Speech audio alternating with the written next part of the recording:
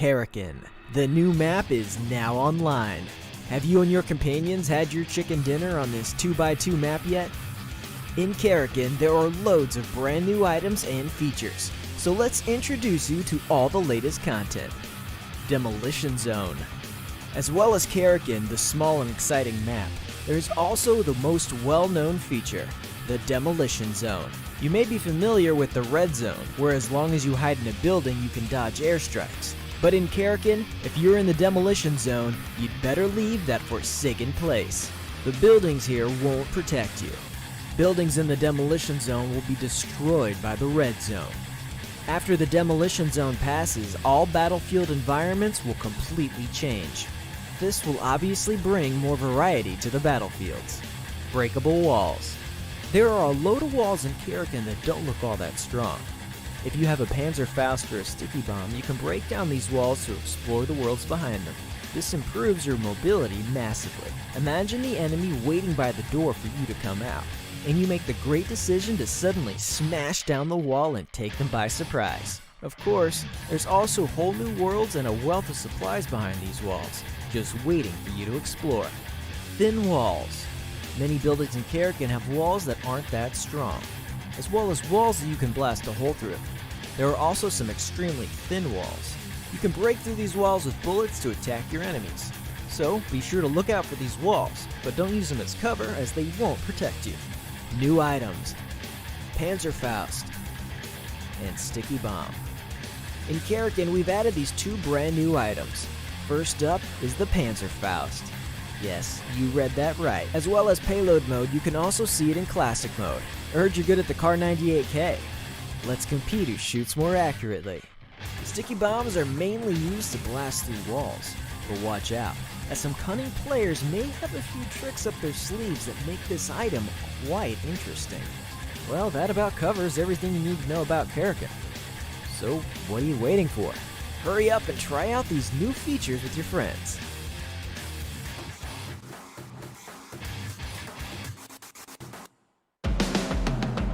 Sweet chicken. The group stage was fantastic. Sophisticated strategy, tricky moves, and outrageous kills. And you know what? PUBG Mobile Campus Championship Western Europe has got more. Now, when the sand has settled for a little, let us walk you through what's coming next. The 4 leaders of the groups will instantly move to the finals starting on May 14th. And those who weren't as skillful on the battlefield as their peers and took places from 5th to 12th will fight in the preliminaries, held for 2 days, from May 8th to 9th. The best 8 teams from the preliminaries will have a chance to prove themselves in the finals. So, the lucky ones to hit the preliminaries are...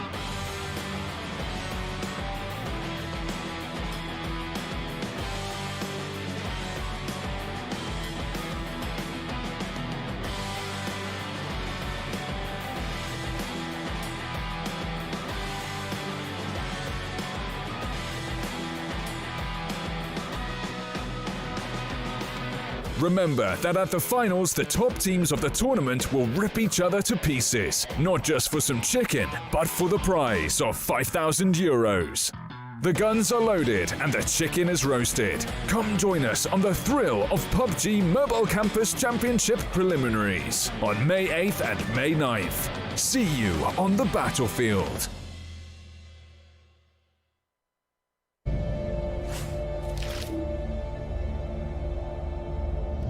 From both sides, and that is Darkness. It's going to be a trait 1-for-1, and that will be the jump shot coming through as well. Claim this position and know how to use it. They've got 7 kills right now, and hold that thought. Take cover, want to fight this. Take cover? Well, they just died. As a result, well, Revolution squad, they find another player, make it the second to move their happy selves in.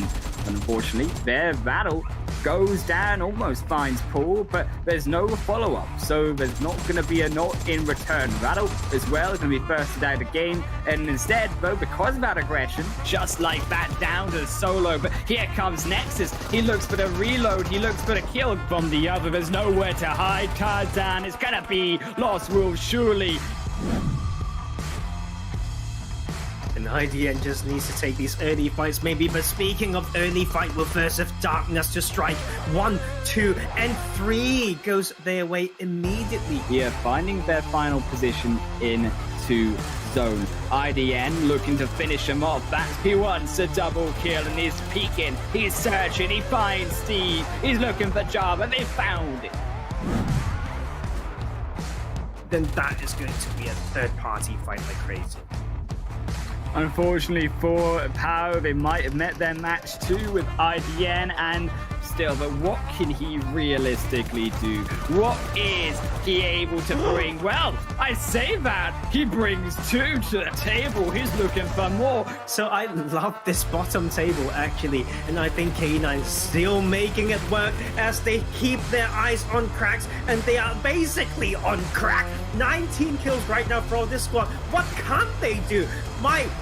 And they've been looking and looking, but you know what? It's already been such a good game. I think this will be a wrap, and it's also down to just Union not giving them a kill, and I think it's not wrong. But already in the action is going to be Cracks versus Red Island. As you can see, Viking get popped and blown open by the shotgun next to another 2 members of Cracks falling down, and straight just down to the few sole players. It will be TC maybe to be the ones to upset them. The second of Captain falls down, and K9 are surely just down to the solo. Final kill. Hustler, the bullets won't find it, the car won't find it, they're still alive, and IDN, they brung him down.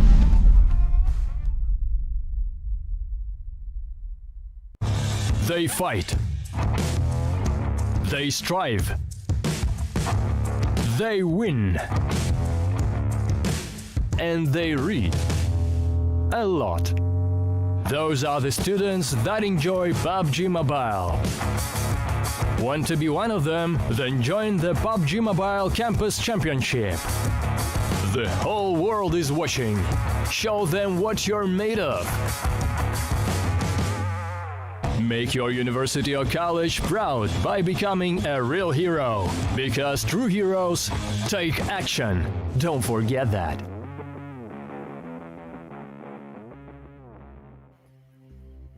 Welcome everyone to, once again, the PUBG Mobile Campus Championship. If I can spit my words out here already, only in the intro, as it will be 4 more days here still to go. We've now reached the preliminaries, Tarzan, and it was an absolutely epic first 2 groups. But if you want to know something epic too, you can also enjoy a super fast and lag-free PUBG Mobile on Xiaomi's powerful Redmi Note 10 5G. And Tarzan, going into these preliminaries, seeing these 16 groups, it is certainly a packed roster of teams that we get to see once again, and unfortunately for them, they couldn't get through the first group stage to be the top 4 to the finals, but this is their last chance saloon indeed. You know what, but and it's going to be very, very interesting because we kind of made some judgment call already, Island, with just say Group B teams. We're kind of better than the Group A ones. You know, there's a bit of a point sponge situation when they came to Group A, but Group B are a lot more even out, you know? So looking at all these teams, there's a few that definitely gave us a strong impression in the past 2 weekends. Concrete UK just missed that spot, you know, almost made it straight to finals from Group A. But same for the side of SFSX K9 Esports. A bit of a mouthful to say that one, but they had one of the biggest wins ever in this tournament. Yeah, you saw it right in the highlights. What was it, a 19-20 kill game coming out of him on Miramar, and unfortunately for them, they're still here. They couldn't bring it through onto that final match on a wrangle, so as a result they have to fight it out one more time against the rest of these other 15 teams. And as you can see, they are in order, a Group A being at 1 to 8 side on that left side, and the order they came through in the Group A stage, and in the Group B stage you can also equally see on that right side the order of those teams ended up placing. So if you look at the top of those teams, those are the ones that placed closest to getting to the finals, Conqueror UK and K9 Esports, unfortunately, on that bubble, didn't quite make it. And on the other end of the bubble, Busy Hunters Direction, these two teams that really need to bring more to the table if they want to avoid elimination this time around. Definitely. I mean, something that we're looking at as well, it's not just about points or whatnot. We're looking at the caliber of play, right? We've seen something coming through, for example, for MPS, a team that has the gun skill or whatnot, but we've been criticizing about their, macro game sense, decision making or whatnot. Arena 51 in here as well, but failed to show some consistency, right? Busy Hunters just made it into this round, so all these teams needing to prove themselves. Like same for Rock Esports, basically one big game, big win on Sandhawk last week to bring them into this preliminary phase, but you just need to show us more, right? This is no mercy anymore like before. If you want to move on to the next stage, be the top 12 out of 16. Now in here, you have to be the top 8, and all those bottom teams are gone already. So this is going to be a great battle. I just can't wait to see it. Yeah, I think going in, obviously, to this is being the preliminary stage, we also expect a higher caliber of play out of all of these 16 teams. Because I will be the first to say, and be that negative Nancy here, Tarzan, but it is true that some of these teams, particularly those on the edge of elimination, making it just through to preliminaries, we needed to see more from them. We needed to see more overall consistency, and also the way that they approach team fights towards that end stage of the game when they were getting those games that were good in their hands. Because I think that particularly one of these teams that I would look at, and not to pick them out because I think that there were mistakes from a multiple of them, but this one being example 2 fan, the way that they, for example, them approach team fights and dive in, or the way that 2 fan, even on Miramar, they lost out on points because they decided that they weren't going to pick each other up in a buggy. So these simple mistakes cost them those points. As you can see, those points distribution will be those 15 points for a chicken dinner. And also, as we say, all of those kills, when you approach those team fights, how are you going to grab those kills? How are you going to grab those multiple 1 points? Because they are the things that add up all of the possibilities for these teams to make it through. Is also, we should say, it is only the top 8 this time around, Tarzan. They are going to be progressing through to the finals. Yep, and we've been talking about it time and move, right? How many points should we expect, right, to make it in? But you know what? They really need to do as much as they can. Sometimes we criticize about, how they control a bit of the map, the pocket of position, didn't get some kills, but every point counts, because if you can see, if they ever make it to that final and make it to those top 16, they will be able to share this €5,000 prize pool, with that 1,500 prize going to the first place, then down to 800, difference of €700 between the first and second place. But of course, it won't be too bad if you can be the MVP, which will get you €100 by doing that. Yeah, and these €100 are specifically what is so important for these teams to be able to pick up. And I think that also keep in mind the €100 for that MVP, not just the 1,500 that you see overall in that first position. Of course, we do have as well the matches on today that we will be able to see, starting off with a wrangle through to Miramar Sandhawk. Miramar, a wrangle to close us off, as always, which we like to say, a beautiful game sandwich, with that Sandhawk being the meaty part in the middle of that juicy set of games. And I think that throughout all of these games, yes, Sandhawk is going to be the scariest of them all for many of these teams, but I think on the other hand here, Tarzan, actually what I want to see is better gameplay coming out over on a wrangle in Miramar, because Sandhawk is only going to be 20% out of all the games you play, whereas 40% each way going towards Wrangle and Miramar of the points available for all of these squads. well, never underestimate the power that comes from the jungle as well, right? That was Rock Esports' one big Yeah. game, and that was on Sandhawk. But you know what? I agree. Like, these classical maps do have a better, how should I say it? Like, been more important in competitive play as well when it comes to the likes of PMCO, double the amounts of maps or matches on Erangel. I mean, that is just what you need to learn, right? That's where the points go to, and it would be, of course, nice to still see teams bring over that style onto the Sandhawk map. It's very, very different. Like, more different than people think. It's not just about the size; it's how we use vehicles or whatever, the maneuver. How to use a particular position, the transition into healing strat. Like, all these are just very, very different. But I mean, we want to see that team that can excel on all the maps, because I think the top teams will be seen in other tournaments as well, and there will be so many good teams in there, and you just have to get every single point that you get from every single map.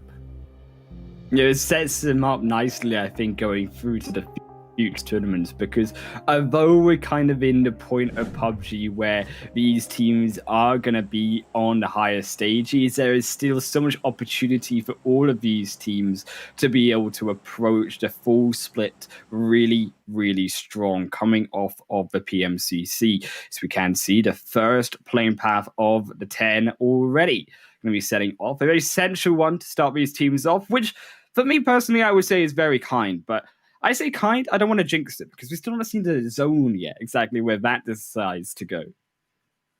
I think it is kind, right? Like, I think it gives a lot of the teams that wants to go to far away from the playing path to assess a lot of vehicle spawns. And even for the military base island, I think Sosnovka military base may be slightly harder if they really want to go. Maybe the rich compounds around that western bridge may be a bit easier, but we can also see, which I predict as well, a few that's coming in close to that eastern bridge, even going to Novo. So, you know what? Very, very interesting first half of that playing path so far. And you know what? Unexpectedly low interest over at Georgia Pool. Yeah, over in Georgia Pool, once again, seeing less and less teams. And I think this is a prioritization. And similar to actually what you would see out of PMPL level teams around Farm, Milta Power side, because of how much stronger it is going through those hills and the entrance into that western side. But considering that playing path has favored those who want to drop over to Farm Milta Power, and even to the point of Sivnovka military bases, we can see some dropping over to the island itself.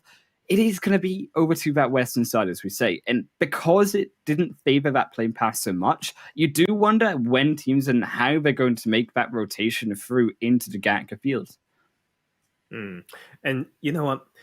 The next thing, right, that I like to see is how a team can get a priority position around the eastern edge, right? So look at all these teams on the eastern side, with the circle primarily going to that western part of the map right now. We will see how these teams pace their rotations, right? And those small things around these contested drop around like Novo right here, and it was in Milta earlier, to have that one player that I saw actually just now by the Luterus to float a little bit longer, grab all the information first, know the enemy's player distribution before landing on the compound, are just exactly the type of skills that we want to see. I hope that's the reason why he landed late, is not just because screwing up his jump, right?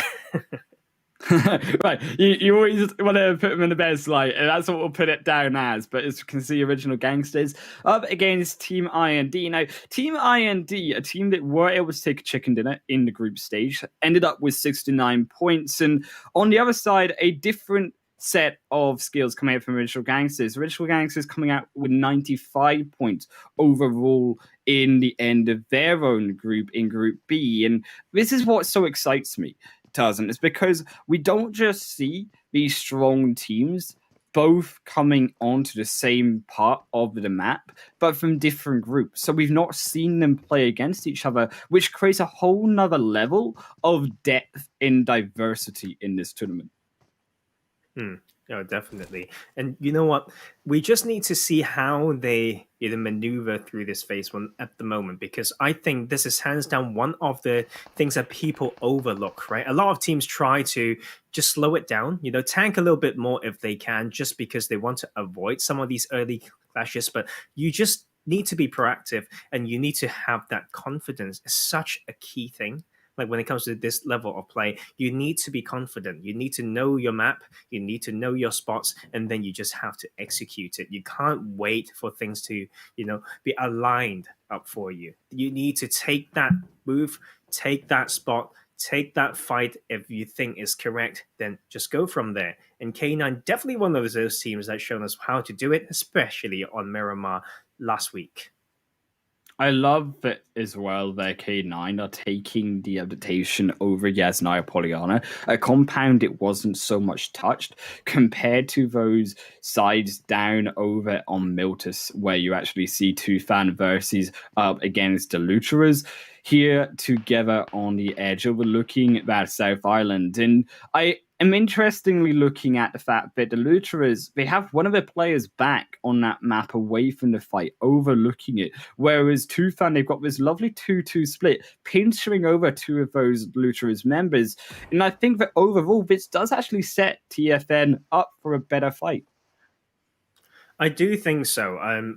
But I think it's still down to the efficiency of those off angles coming from Death God and the other player from the Luteras, right? But that's just quite far, for support. And this is the thing that they need to be thinking now. Like, what's the next right thing to do? Should we just, let them go? Is there a way in even to pick them up?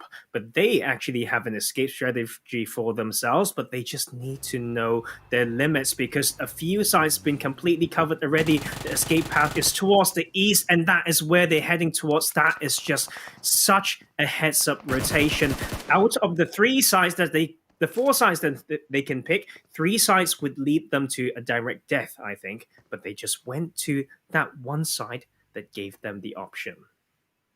Oh man, that was such a close one there for the Luteras, but they evade capture out of Tufan for now, as they do rotate towards that more central side of the island. As Atom as well over in Roshok gonna have more of a free path this time around, because unlike those in their own group, Atom don't have so much to contest with over on the problem of Roshok for now. But I think that going over into these compounds like Roshok, like over Potato Hill, these are going to be the spots that teams look to aggress onto moving into zone, because especially the fact that this zone has gone over to that western side, I think that, as we say, yes, the side of Gatka Fields, they're going to be the points of contention, not only because they are the center of zone, but because actually they overlook a very open space with very few buildings in between.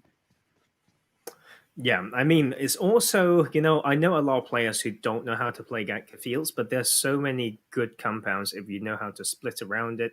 But the issue is as well, right? It's pretty flat and open. So if they ever see a shift back towards the Pachinki side to the east and the hilly parts, right, of the map, they may need to just drive back. But once again, to my disappointment, actually, these teams are still not so proactive in taking a good spot, other than Cyrex, I have to say.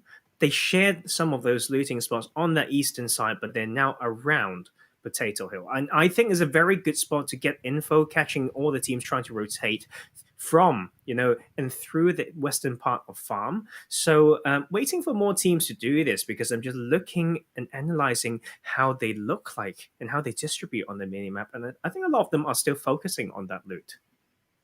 Yeah, I think this is going to be the looting phase that these teams look to try reach and get comfortable with. But on the other hand, I do feel that could you not just actually move into zone and understand, because that plane path it is going to be more open, and loot up those compounds inside of safety rather than loot up those on the edge or outside of zone, which brings you still that risk of getting caught out by other teams because you make those later rotations. I think it's about a little bit about the reverse psychology as well. I mean, Gatka is basically just under the plane path, right? So if they if they've done their homework, we talk about adaptation, studying the VODs, and then analyzing an enemy's drop spot. They should know that the level of interest over Gatka is not as high, right? But that is the thing, right? The second part of this, when it comes to so-called reverse psychology, is how many teams would you expect to go for an early center for that phase 1? And sometimes why you wouldn't take it is for a phase 2 circle like this. Now suddenly Cyrex is in the dead center, right? Between Potato Hill and Pachinki, and will have access to multiple sites, but they just need to know how to focus, because as far as I'm concerned, if these teams now, right, not taking phase 1 center, but if they want to take phase 2, they can come in from multiple directions.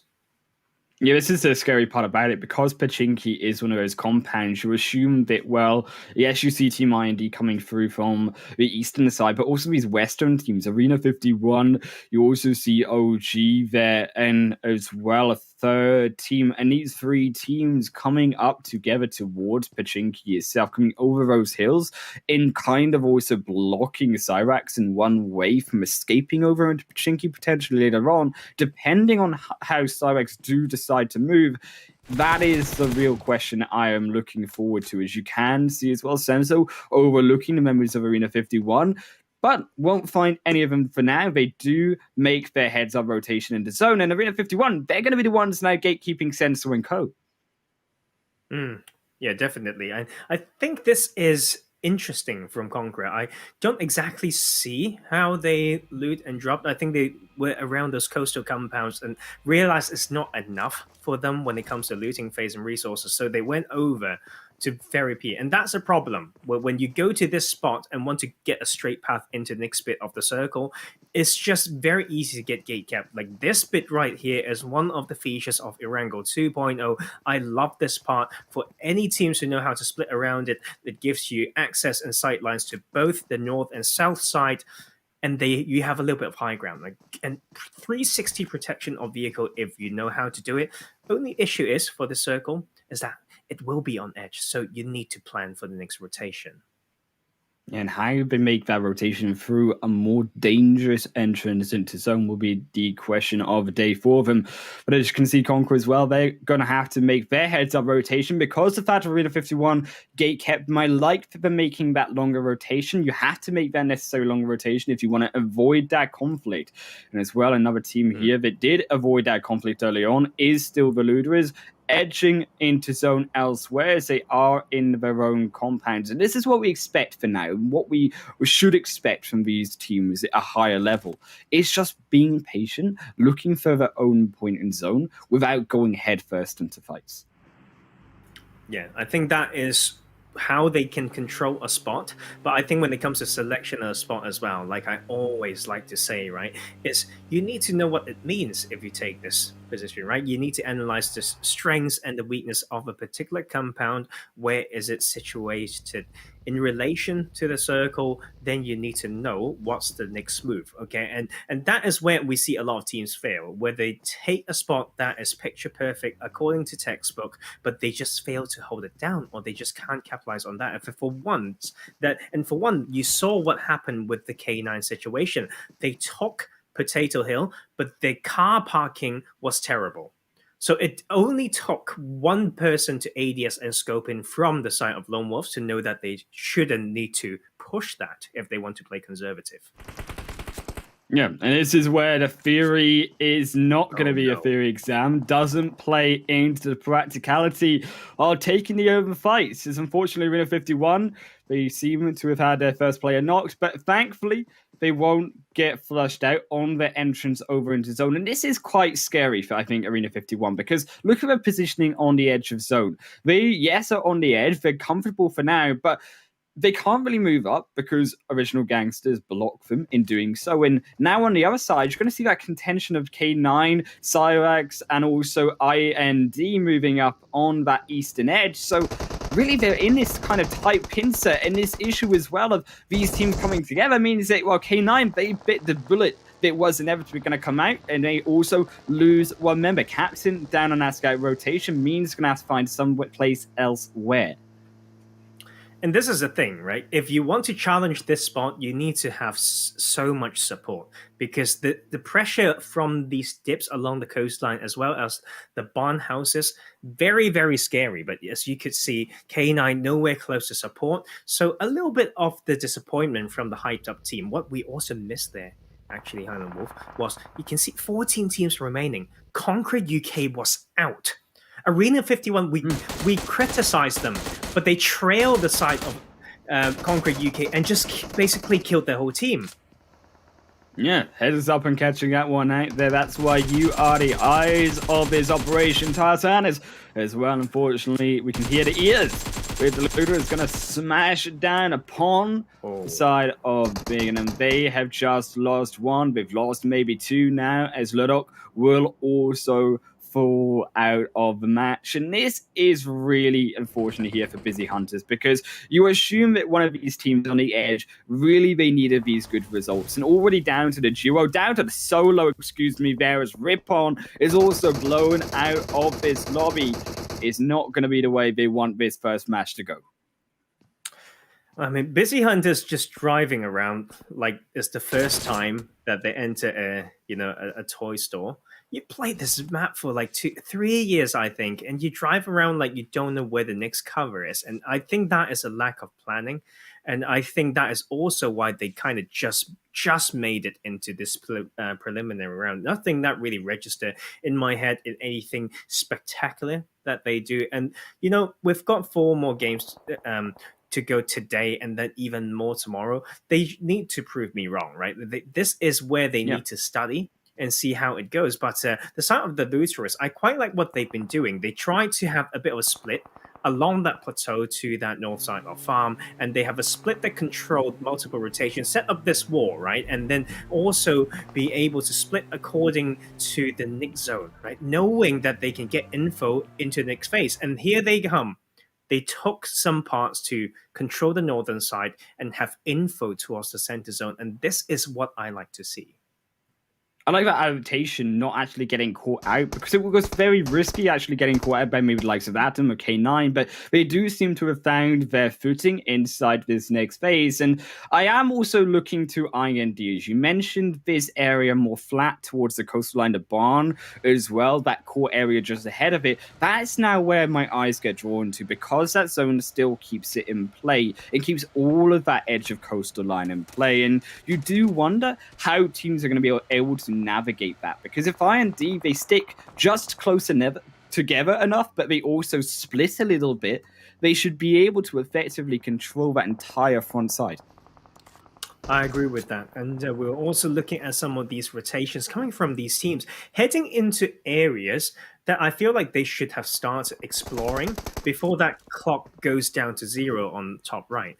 Because those spots, you need to first explore and then you need to have a plan B. But it seems like some of these teams are not quite decisive and sometimes end in positions like this, where it's basically a lack of planning, and then right? You need to scout, you need to anticipate. How did you even end up in there is how, the disappointment came through for Atom Elites to lose to on that cliffside. At least some life coming back on the outskirts, so his Zarks do find one onto IND. But to say, Adam, they've already lost 2. Jazz just going to be the extra man to fall down for IND. There's going to be no saving this one. And Adam, you really do feel for him. Keem on the edge, still outside of zone, needs to find some way in, but you can see as well, Busy Hunters on the other side do still have one of their players up. Yali as well, going to look to gatekeep him out. And because this space is so open, there's nowhere for either of these members to go, and you do fear that this could be the end of both of them. And you can see how when things are not on your side, you have a slippery buggy as well. You use it as protection and just rows away towards the sea.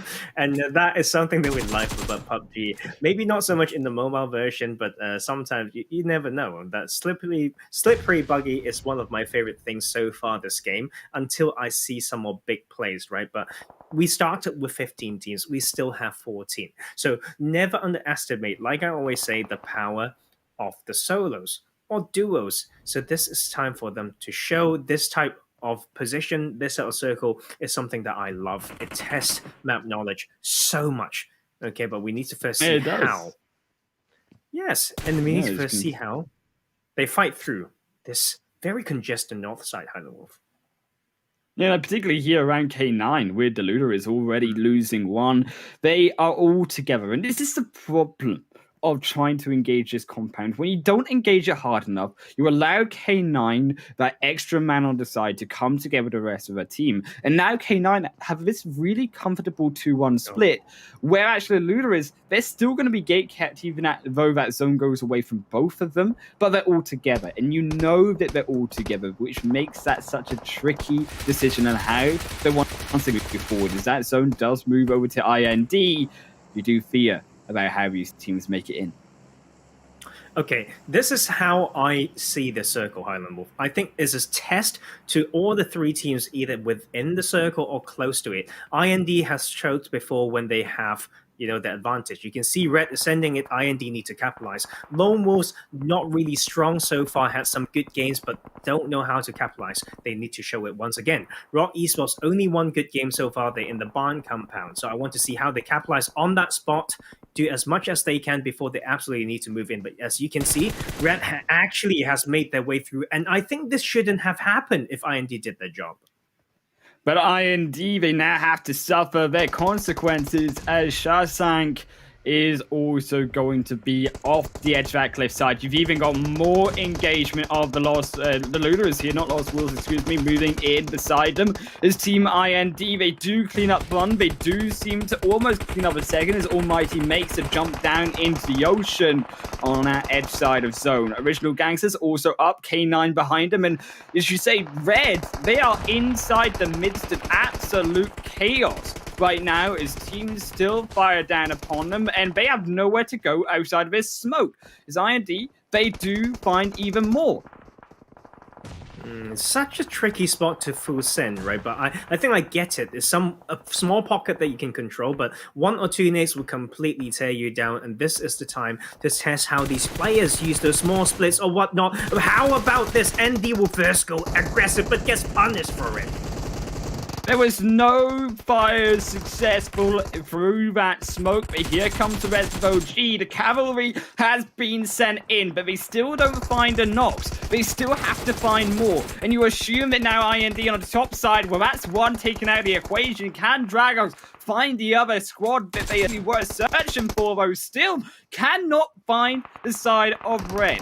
As Red still staying alive, they keep themselves alive and eliminate Original Gangsters. Red Island, beautiful stuff around that car. And I think this is a chance for IND to grab even more, but you know what? A little bit of a split attention then made it worse for them. But Red Island just about hold it down, and that's why it's so important to blow up those vehicles when it's well-timed, when it's necessary. And we are down to just 8 teams after that brutal circle. And still, you see as well the Lost Wolves on the edge. They found some unfortunate news here as it will be through to that northern side. Once again, this zone has not played kind to any of these squads. IND, they're looking for that juicy grenade. You chuck it on in device and you just smack-a-roni double. Make it a triple, baby, because it's moving into a quadra killer's impulse, perhaps, gets taken down next. But can Red keep themselves up? They have not been able to move. They are on the edge of zone. There's also the Busy Hunters. They have been spotted out, eliminated. Tufan as well. Strike back onto one of IND, but get punished with a knock of their own, and surely almost a kill of their own here as well as Snare goes down. 10 kills already for this team, and they have controlled it strong, Tarzan. Just need to see how they play this. I mean, this type of circle really comes down to clearing out one side when they need to. A little bit of a good maneuver in here as well. The solo will hold it strong. 8 kills versus 10. How about another 1v1? This is Device using this spot, just still looting behind here. Just take the 1v1 already. He don't give a darn here. His impulse, he's just being the bait, but Cronus gets knocked. This is perhaps the second. Can Red know, but cannot find it. It will be IND finally to eliminate the thorn in their side. Device needs to get a move on, though, as we do remember this zone has moved away. The Lost Wolves are moving in as well, which means IND, they found actually, unfortunately for them, their gate-kept team. His Lost Wolves will be up to them to stop them moving in further as McBride comes in with a vehicle but dips around that cliffside, barely able to make it. You do worry. What can the side of IND do now? I think they just need to look at the amount of utilities and start clearing anti-clockwise, right? They just look at one or two of those cheeky, Tesla in there. We've all seen what he can do as a solo player, but IND needs to start planning forward, or they just need to grab, all the resources that they can and start planning, and protect that one last vehicle that might be so crucial for them, to use as cover in this late game. 5 teams remaining, 10 players alive still in this first game.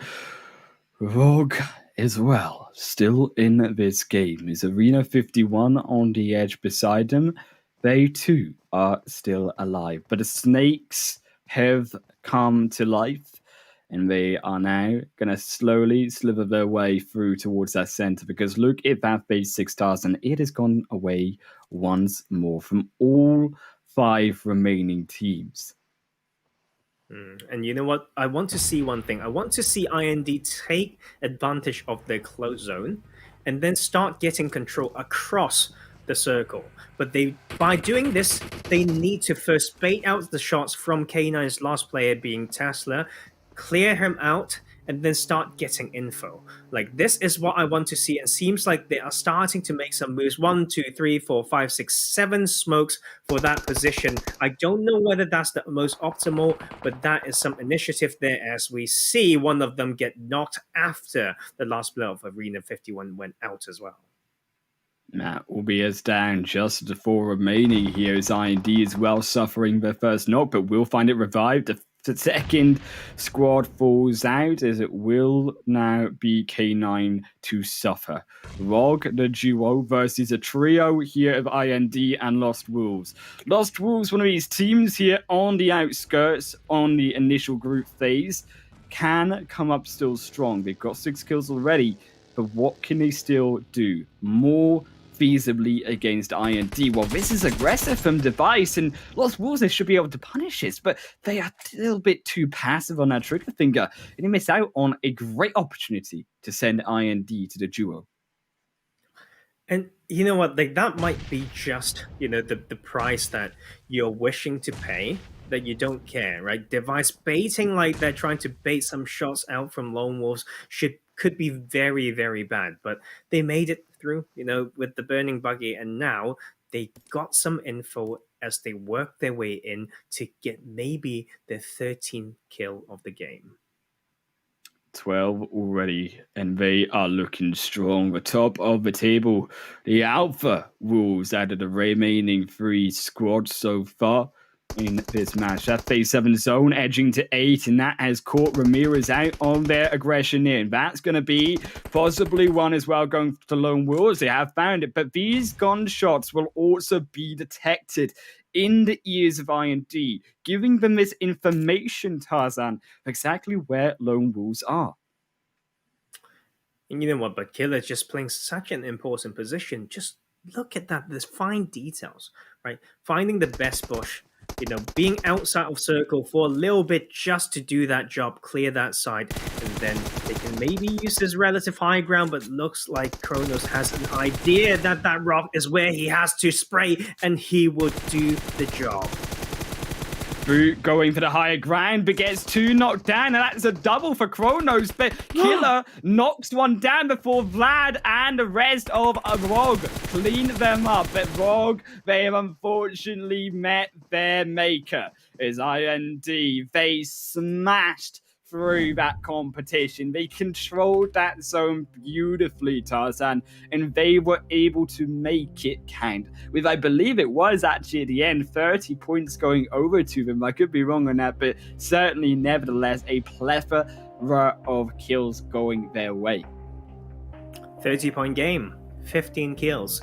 And I think there were some sloppiness around there, but they've had the right ideas, right? They took a spot and they tried to, after losing one player, try to clear their side, right? Then use some burning buggy to bait, just for information's sake.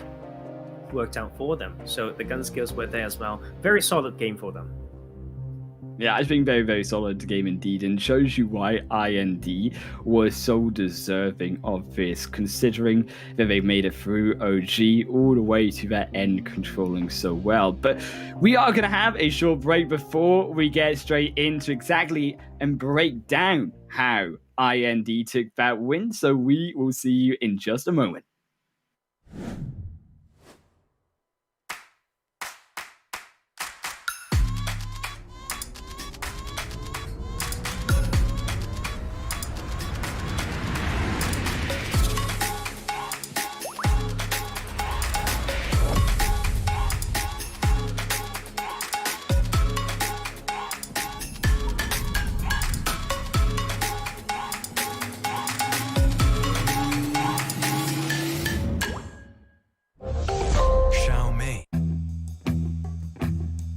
Yeah. Ready? Strap up. Yeah. Free-corner hand that's ready for what I'm pitching. Nothing but heaters is in the pick. I'm off from a distance like. About to get the drop on. Roll up with the squad on. How you gon' survive when we ride? You can't hide or run. Trying to stall, but your time will come. Together better than riding alone. Stuck inside of the zone. But before we head home, I don't like with my scope. And never know where to go. Yeah, if I miss, I don't quit, so let's stay with the zone. Yeah. Coming at you like I got nothing to lose. Hey. Clearly I might be missing a couple screws. Call me the handyman cause I'm known for carrying tools. Ain't a problem that I can't fix, please don't get it confused. Yeah. 6 million ways to try, which will you choose? Many hope to stop our team, but we refuse. Act like you want it, bet y'all get it. Winner, chicken dinner is about to get barbaric. Can't call medics, I embrace pain and walk it on. Meanwhile, these cowards are praying, we call it off. Never not at all. In it to win it, we'll keep trying. All the zones closing in and we're watching the sounds flying. No loud sirens coming to save you, you better forfeit. Artists with the shotty, I paint a picture that's haunted. Pretty ugly, this ain't funny, but they nearly struck me too. They must be feeling lucky, spraying anybody that move. About to hit these dummies, get them money before they getting you. Revenge is coming, take one of us, we'll take out your food. Bring it back. About to put her in it, they chapter. Survival of the fittest, the only mission that matters. My sharp as a dagger, my mama ain't raised a stacker. Coming in hot and heavy to break them and make them scatter. They made a pattern that's ready for what I'm preaching. Nothing but heaters, listen to pick them off from a distance. Man, listen, yeah, got the drop on them. Yeah, roll up with the squad on them. Hey, how you gon' survive when we ride? You can't hide or run. Yeah, try and stall, but your time will come. Got the drop on them, yeah. Roll up with the squad on them, and we going hard. You survive the night, we ride. You tried to hide and run. Come call, dog, your time is done. They fight. They strive. They win. And they read a lot. Those are the students that enjoy PUBG Mobile. Want to be one of them? Then join the PUBG MOBILE Campus Championship. The whole world is watching. Show them what you're made of. Make your university or college proud by becoming a real hero. Because true heroes take action. Don't forget that. Welcome back, everyone, to the PUBG Mobile Campus Championship, where we just saw IND take their win. If you too want at home to take your own wins, you can enjoy a super fast and lag-free PUBG Mobile on Xiaomi's powerful Redmi Note 10 5G, and it was a beautiful game coming out here from IND in match number 1. Tarzan, just break me down a little bit about how they managed to win this one. I think they were proactive through that mid game to take one of those spots that can be game winning, right? But I think they also had luck on their side, knowing that the circle eventually shifted towards them because it's so hard to get back out of that position. But they played it well, they took that spot, and they cleared aside when they have to, then they delivered, right? But let's go back to a little bit of those highlights through that mid-game, as we could see how the Ludicrous actually put a good amount of work in that mid-game. And you can see as well, Lone Wolves edging their way in. So did Red Island. And Red Island, they came out with an absolute banger of a game themselves, staying alive so long, being such a pain in the side there for IND. Finally, it took the entire squad of IND to fish them out, and still the rest of these squads edged their way in. Lone Wolves finished off Arena 51 esports. Rob lost Ramirez as Killer Gate kept them away. But that gave away exactly where Lone Wolves were, and as IND, Cronus secured one, carried the rest of the squad with a second on to boot. And then from there is ROG kept themselves alive. They managed to fish out a final member of Lost Wolves, and as well took themselves second position. But overall, despite the fact Team IND get the chicken dinner, get the top with 30 points, Lost Wolves' kills saved them and brought them still to second with 17 above 40 of ROG. And this is a game that I really, really like, because we've seen some upsets already, right? From Conquer UK, that early game, phase 2, getting wiped, that is just crazy. IND holding up, to our expectations, I should say. But Lost Wolves, Raw Esports, Arena 51 are all those teams that we were worried about. But they put up a good fight. Raw Esports, of course, they could have done more with the position that the circle's given to them. But this is such a good start.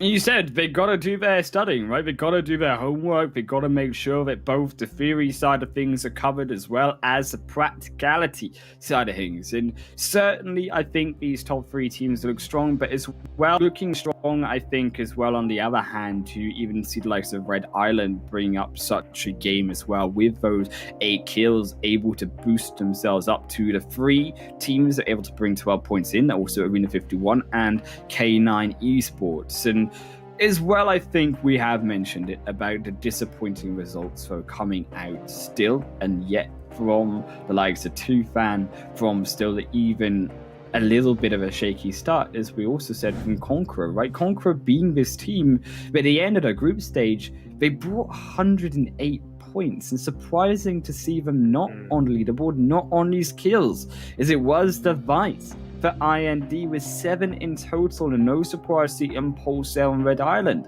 up on the leaderboard. The rest of IND's members, 3 in total, with Cronus and McFry's also making it in.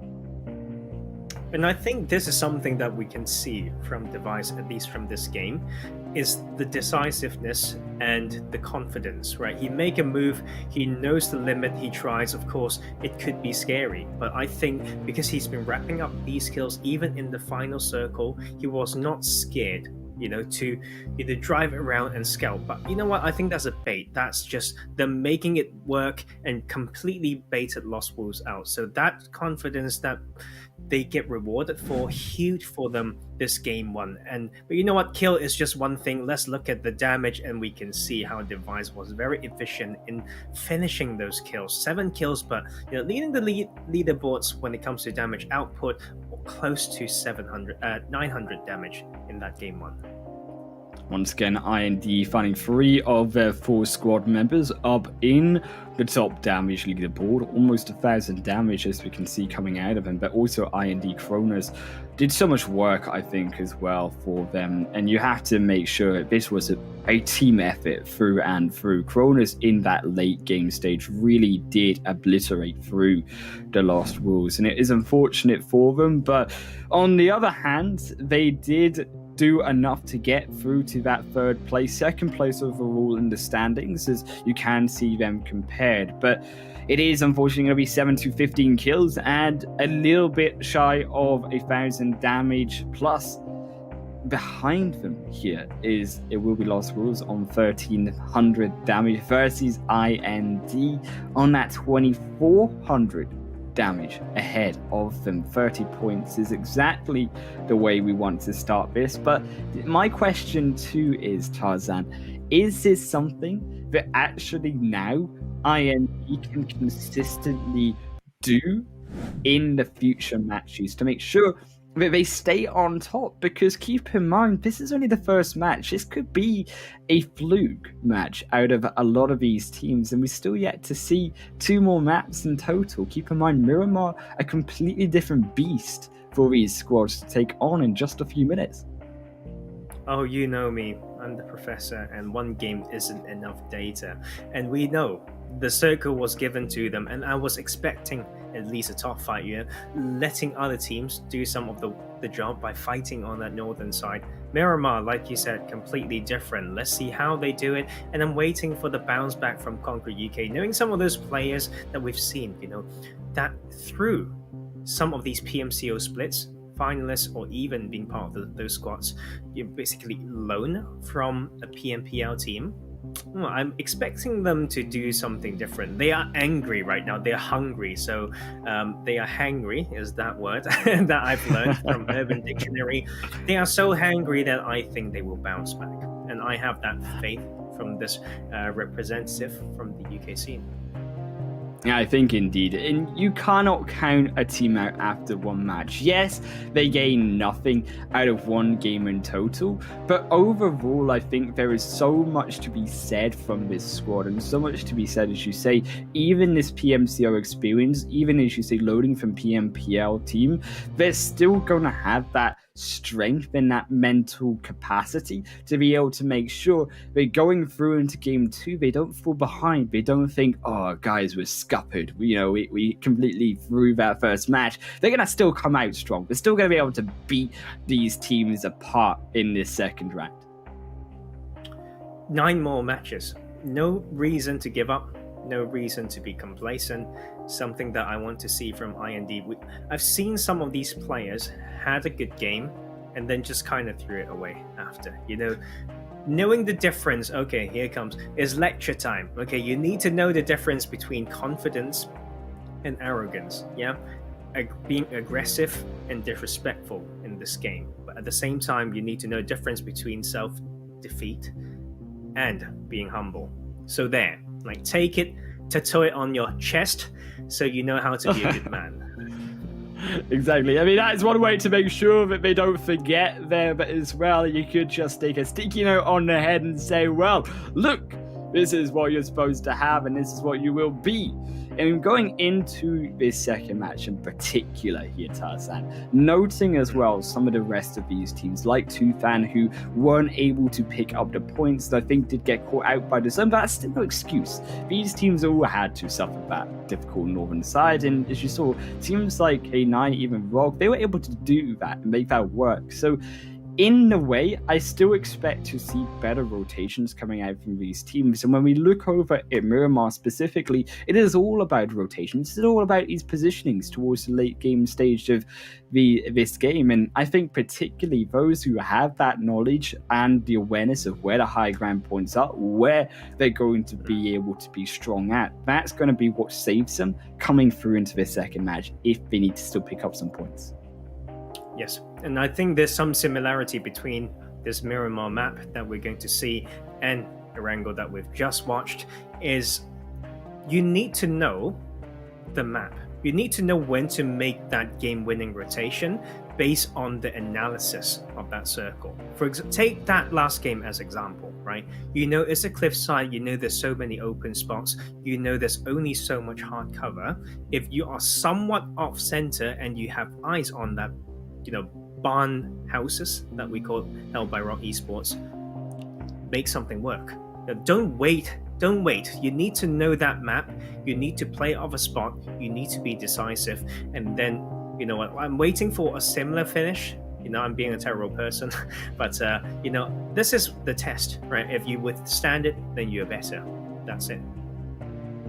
And that into bringing through onto the second match specifically, you do think actually it is a beautiful and surprising look from the likes of Lost Wolves, because when we look at Lost Wolves, they finished in 9th position. They got, yes, one chicken dinner. We know that they can bring games to the victory, but only 66 points. I mean, you and me, we discussed this together, right, previously before the cast, where we said, well, 70 points is probably going to be that threshold at minimum that these teams have to take, because if we look at the Group A standings, well, it was 69 points for them, and then Group B, it was 67 points when you want to make it into the top 8.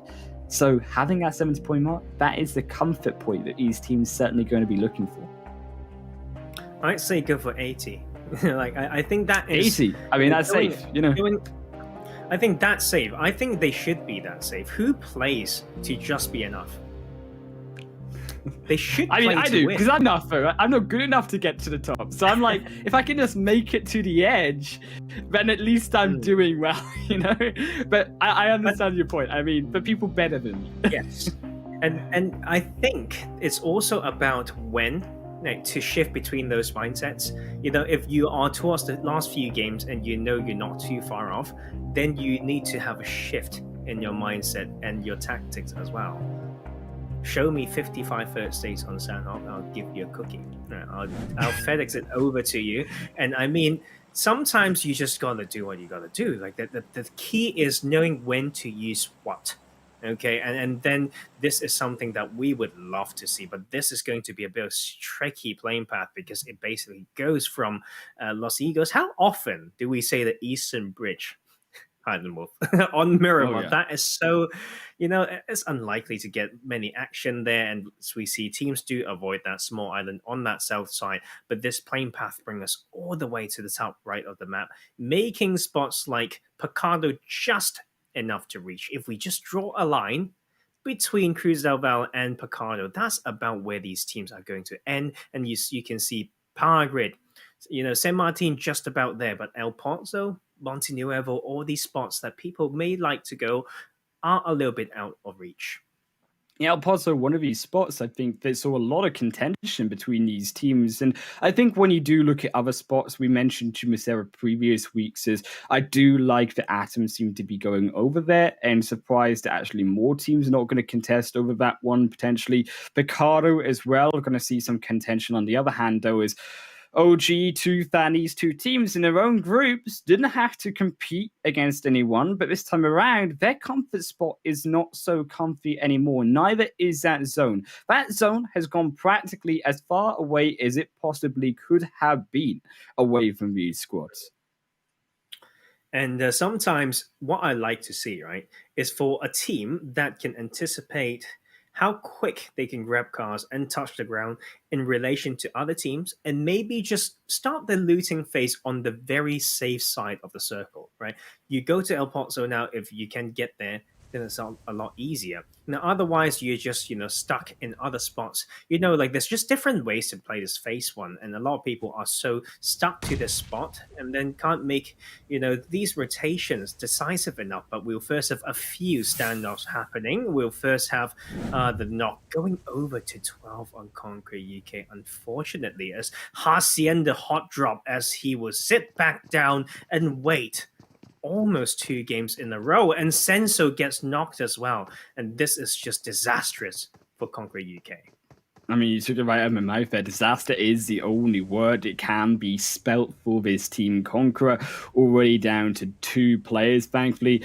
Then Akai will also find one of Lost Wolves. We also knock them down. Rogue as well, finding K9. But all the meanwhile, this fight as well between OG, Tufan here in Picardo.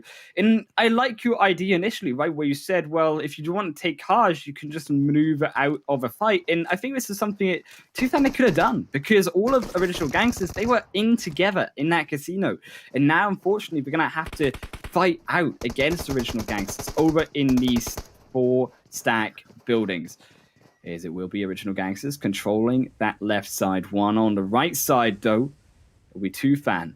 Still yet to find controllers. They seem to be all punched together here on one building. And this is great in one side for control and this ability to free man against OG. But still, you do wonder, actually, can they still just spread out a little bit more and try to pincer OG instead? I think this is also OG's decision to come in. They're trying to use brute force through this push. Most of the time around this position in Picardo, you want a little bit of Overwatch. You had that stadium. You need to have someone to watch and track all those enemy players moving around. So this is them, wanting to say, let's push this. Okay, then 2 steps into the 10-step process, they realize, oh, we don't know how to go forward. And this is what I can see in what they're doing, like trying to do. And Tufan, a team that's not as decisive, I'd say, with OG, but a little bit more reserved, should get a little bit of an advantage. Just look at the position of Snare right here, can really just grab so much info and guide the teammates in the big red buildings to move around.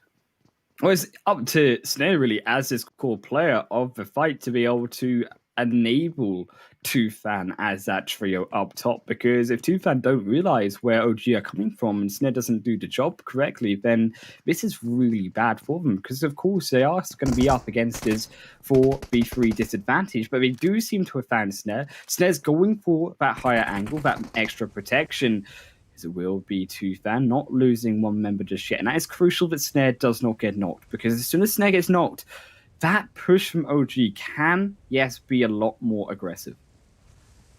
And this is the thing, like this, I don't like what OG's trying to do. They made a move that they don't know how to finish. And they're now having themselves stuck, but both teams are very reserved. But as you can see on that bottom right there, a fight breaking out between the side of the Luterus and POW official Intrus Daval. And we can see that as the pressure coming onto POW, and that is also Luterus. I think that's the 2nd kill, if not the 3rd, and that is them holding a very good city to move to the next bit. I love that city. I played it myself, and that's why I prefer it over maybe Picardo, because this is getting a bit boring for me. Yeah, it is unfortunate here for POW, because they've already had and suffered a quite miserable game number 1. So to have Delirious just smash open on top of them for game number 2, you'd really do wonder if POW official can be able to take it up, because they didn't have a bad result. They got 7th position, 68 points. There's also OG up against Tufan here, as I have to keep my mouth shut on that one, because fight has engaged OG. They have stormed 1, they've stormed 2, and now they're looking for even more. Is Kirat jumps down the stairs, finds almost 2 of his own, but Fix 10 will be able to close this one shut. And OG's aggression did pay off for them. Snare also fell.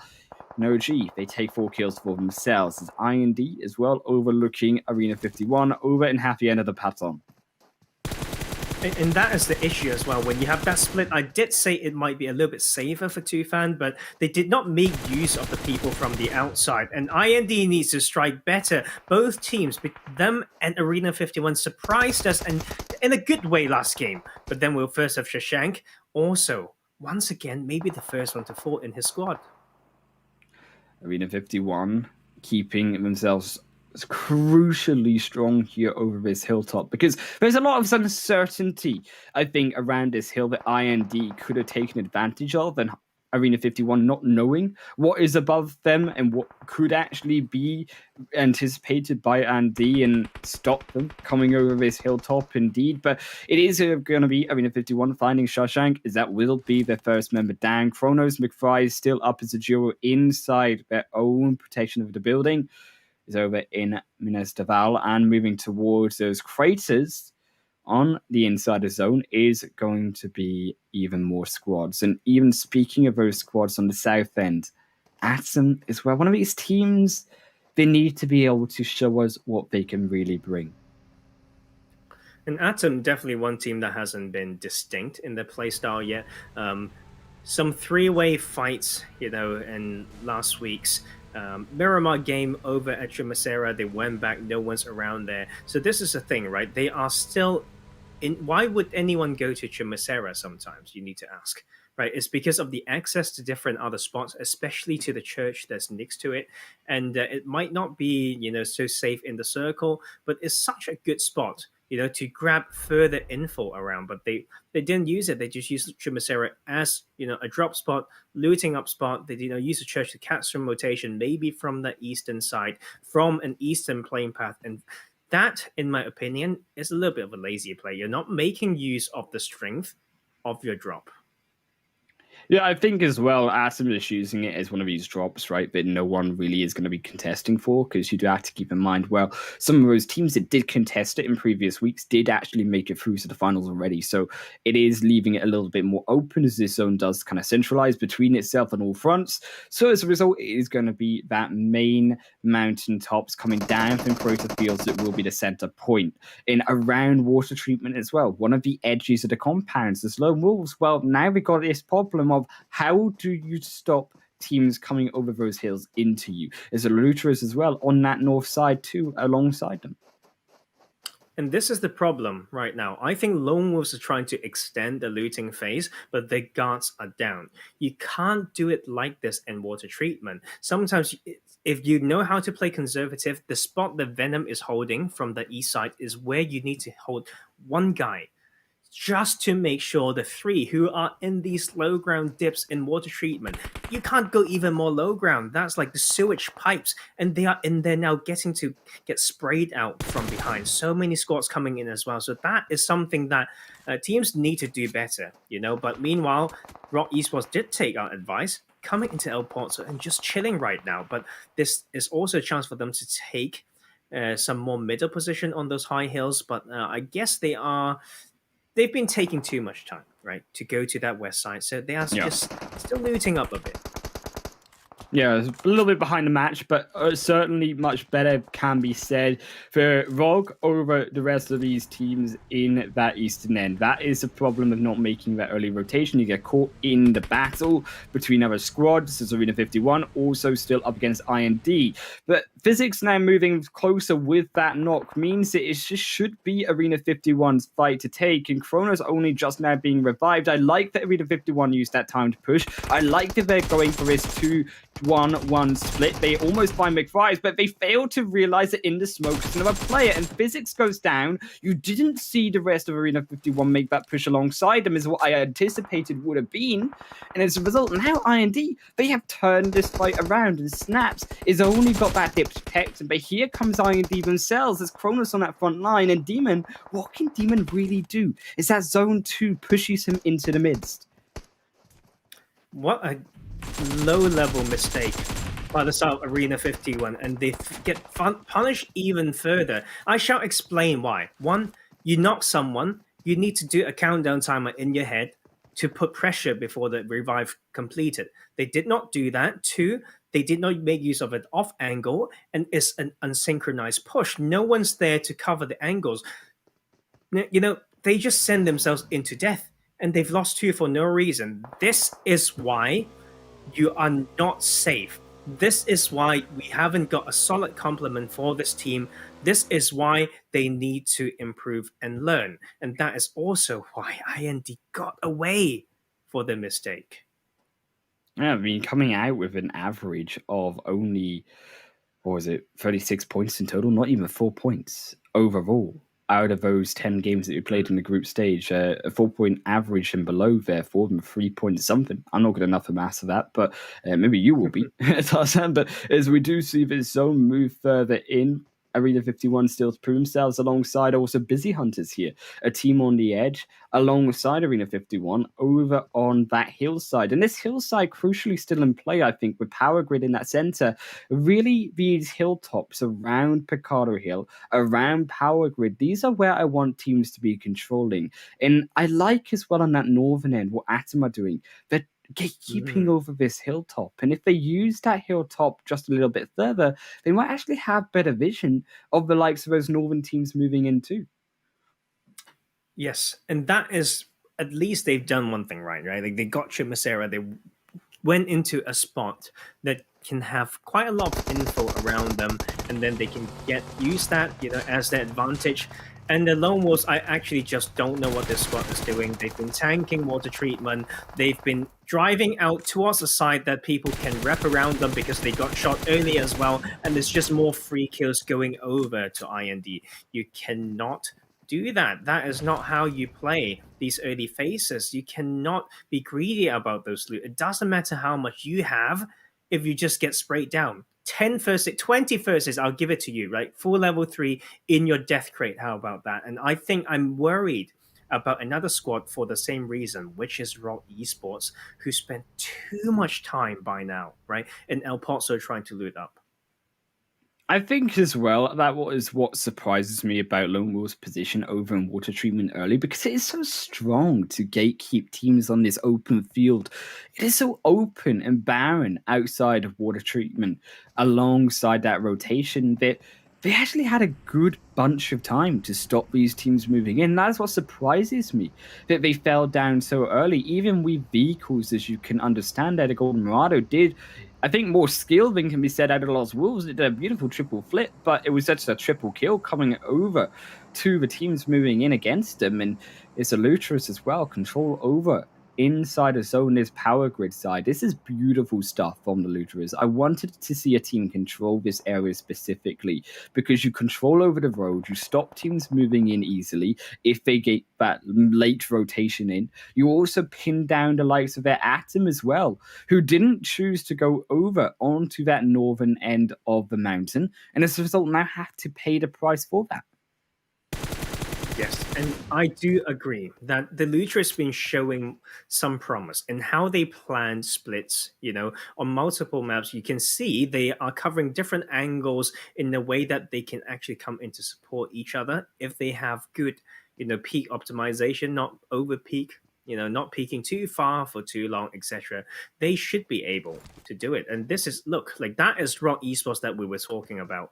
How in the world did you get to El Pozo knowing that you may have center circle if you just move out now, that you end up being gate capped by a team that traveled 3,000 meters, right? That is honestly my thought as they lose one more, and with the rest still stuck on the other side, but brutal hard shift to the southeast side with Power Grid in there. This is the test that I was hoping for. I'm sorry, I am terrible, but I am not sorry, because this is where we see the next star is born. This is where we see strong squads make a statement. This is how they win this game.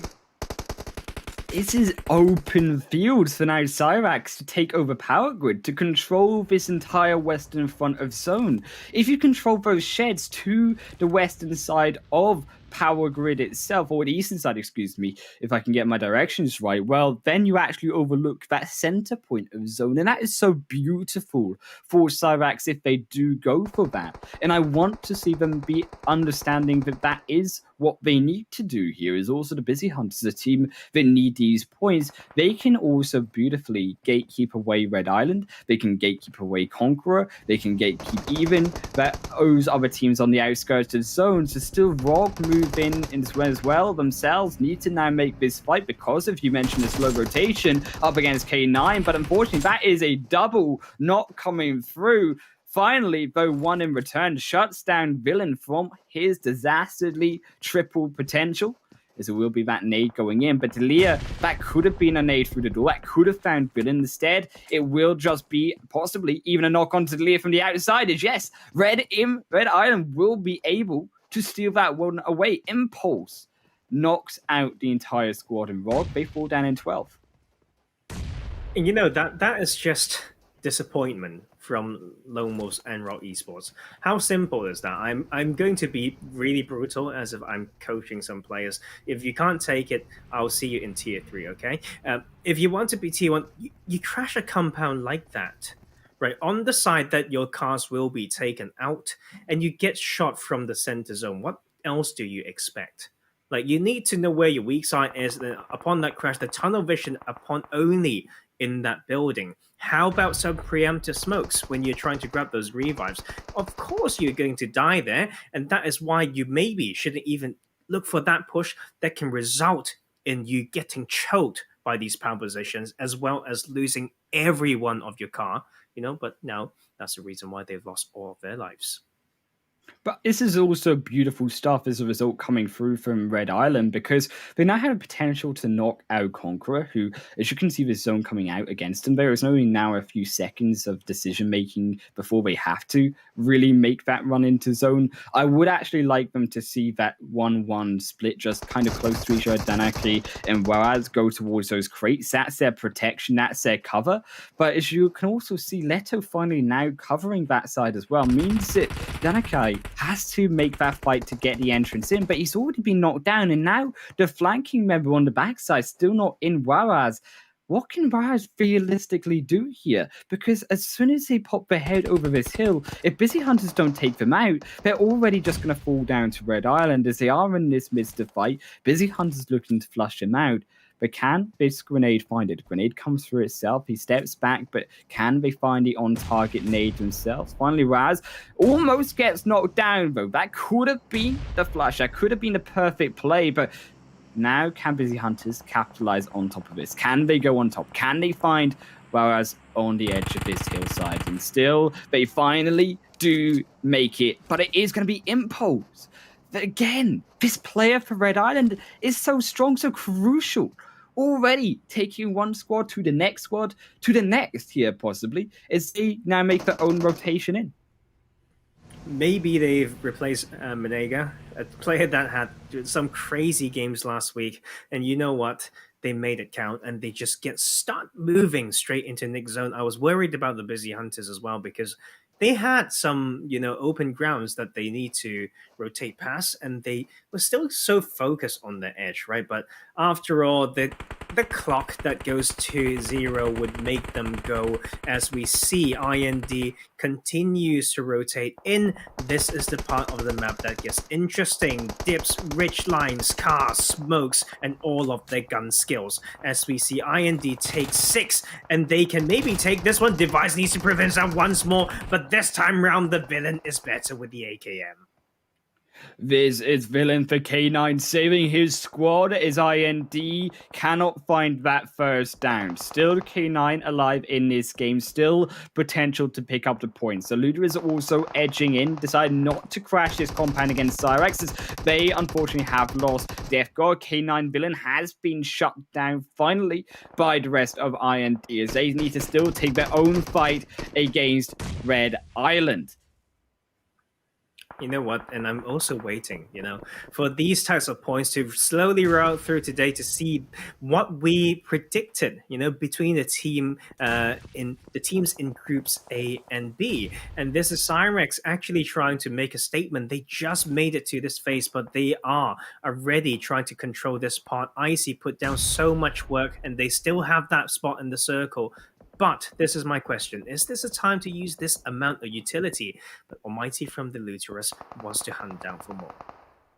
Yeah, I think his utility was used here to be able to allow him to maneuver through closer together, because you could see they're slightly split. They didn't want to risk Luterus knocking them down on a rotation in. But yeah, I do agree with you. I don't think you need really to do that much vision. What we could have done is thrown a vision on top of the Luterus and actually forced Luterus to move in for more vision themselves. And that would have actually been a less use of utility, but still the same effect plays through. is IND still themselves smoke themselves up, deny their own vision, but keep themselves on the edge of zone. Is it will move in as it did move to the south, moving through against all of these teams. Only OG now and MPS are inside of safety. The Ludera switch has been taken down on the backside. Scythe finds that one through, reload for the second, but can he find also Almighty and Death God? These two members still on the fence. And you know what? I understand that they need to feel like they need to clear this out and take this fight, but that is the cost that they're paying as they just go crazy around here. Third party across as well is existent. To knock on one side, King's trying to pull out, but the clock is done, but he will first finish the Luterus, and Cyrex stays strong. Cyrax, they now need to haste themselves up and they need to make that move through into the play area. IND have been wiped almost from existence. Red Island still need to finish this one off, still need to make it inside. There's MPS there in the open final phase 6 zone here. As two busy hunters, they have the opportunity to gatekeep them, third party them too, as well on that eastern front. These 5 final teams closing on together as MPS Slayer finds that at least first knock, finds one on Hustler for the second, but all the meanwhile, while Slayer's busy, Red Island just sneaked up behind him, and Red Island, they have obliterated through that sole member, but have lost one on the entrance in. 3 stay safe. That vehicle not going to blow up a second, and Busy Hunters still can't move in across that ridge line because as soon as they do, they die, and as you can see already out of this game too. Is Cyrax, they edge their way in, but can they be more successful than the Busy Hunters? They find Combra, they look to try find a second over onto Red Island now. And you can see Red Island just paid the price of one player but made it. Well, look at the landscape. This is what I mean in transitioning into a game-winning rotation or fight. And they just crashed in and used this. And that is so good from them. They understand the limits. They understand they have to compromise. They had to risk it. But so good from the side of Cyrex as well, continuously controlling and not allowing the side of Red Island to peak at all. Do you know what surprises me here is a grenade has not been used there by Cyrax over the top on, because you know that they're all in this shed. You know that as long as you keep 2 members busy or 1 member busy on them to make sure they don't peek out, and you can see finally a grenade being used, right? This idea of if we can get that grenade through the window, it's going to be a good shot indeed to have to get that through the window, albeit, but that would immediately destroy all of Red Island in one go, and that would allow you that space towards the center for Cyrex to press onto. There's also OG, they too smoke their way up, and OG, I think for them, at least they have this comfortable position in zone, but a little bit of a mistake there from Fix 10 costs now the front line, and now with also Cyrex engaging in, can Hustler hustle his way through here? Through into the final moments, as it will be Cyrex making them move in, but it will be Scythe knocked down on the edge. And Cyrex just down to the solo, but they too get knocked down almost here as they revive their second member. Hype now on their own engagement in, but can this be OG? Because Cyrex, they didn't aggress as a team, but albeit they've taken down Hustler, they just need to take one more. Andy for the win makes a play, so coming back on top for OG, and now here comes Red Island. They're not done yet. There's no respite. Red Island, they go for 1, but MPS are still. You need to be able to appreciate this third party as a second goes down. Just 1 more to go. Will Ghost fall down with it? Yes, and he makes it happen, and this third party shot sends them packing into a third places match. Andy underneath the vehicle, but he's the only one alive against a duo of MPS. They blow up even more. Skynet's heading in across the edge. Tusama on the outskirts to make sure it don't move. And this is a grenade getting cooked up. They're waiting for it to cook onto Andy's position. This, with a perfect grenade, would send it, and yes it does, into a chicken dinner victory as MPS win this second match on a wrangle. But you know what? The points are so important as well here. MPS picked the spot. When I saw that phase 4 or 5, I thought to myself, it's easier to play someone with the high ground on the south side and put someone's in the dips in the middle, and that's what they've done. Not just calling myself sort of big brain or whatnot, but they used it well. I feel like they could have taken more kills, but these long range fire, really hard to play. But OG did so much work, but what happened there, Highland Wolf, was down to, in my opinion, like massive synergy issue coming from Cyrex and the side of Red Island. OG could get so many kills because they are being patient, waiting, like in that low ground, waiting for people to make a mistake, to come in one by one and not in sync. That's how Cyrex got killed. They are half-hearted, trying to do too many things at the same time. Send it in, clear that dip, take that win, and there would be GG's. Yeah, right, but it's the other way around. So, you know what? Let's look at how this game happened. Once again, a bit of a heartbreak for the side of Conqueror UK.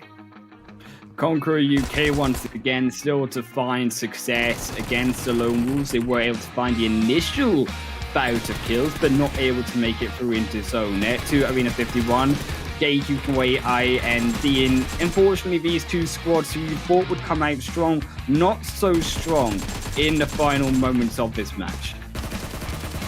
And we could see it. There's multiple mistakes coming through. Like this one that I mentioned on the northern edge, but all eyes on north and no one watching the back.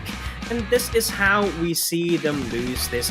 K9 already stuck here longer than they wish because we've got the hills sending those shots, and another one coming from Impulse, seeing Red Island with a decent game once again.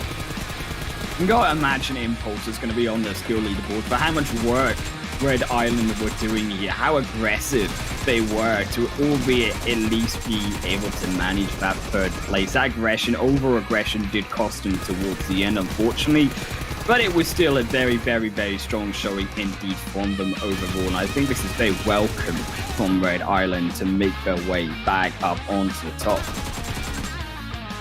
And that is Andy, almost so single-handedly held down that dip for so long. 1, 2, and 3, but it's also in the end with the Kobe, and that was MPS, maybe their first ever chicken dinner in this tournament. One chicken dinner for them going through already into the preliminary stage. This is the second chicken dinner in total that they have got. They did manage one over in the group stage, but you can see 21 points because Original Gangsters, OG, they were the ones on top with the kills, is they mustered over 11 kill points in total, taking them through to the 23 mark. Is Red Island unfortunately did fall in second, and also MPS, they're down in third, only 5 points, bringing them to 20 in total. And I think overall, though, on the other hand, this is very good news out of some of these teams who did need those extra points, like even Cyrax being able to make it up to that fourth position.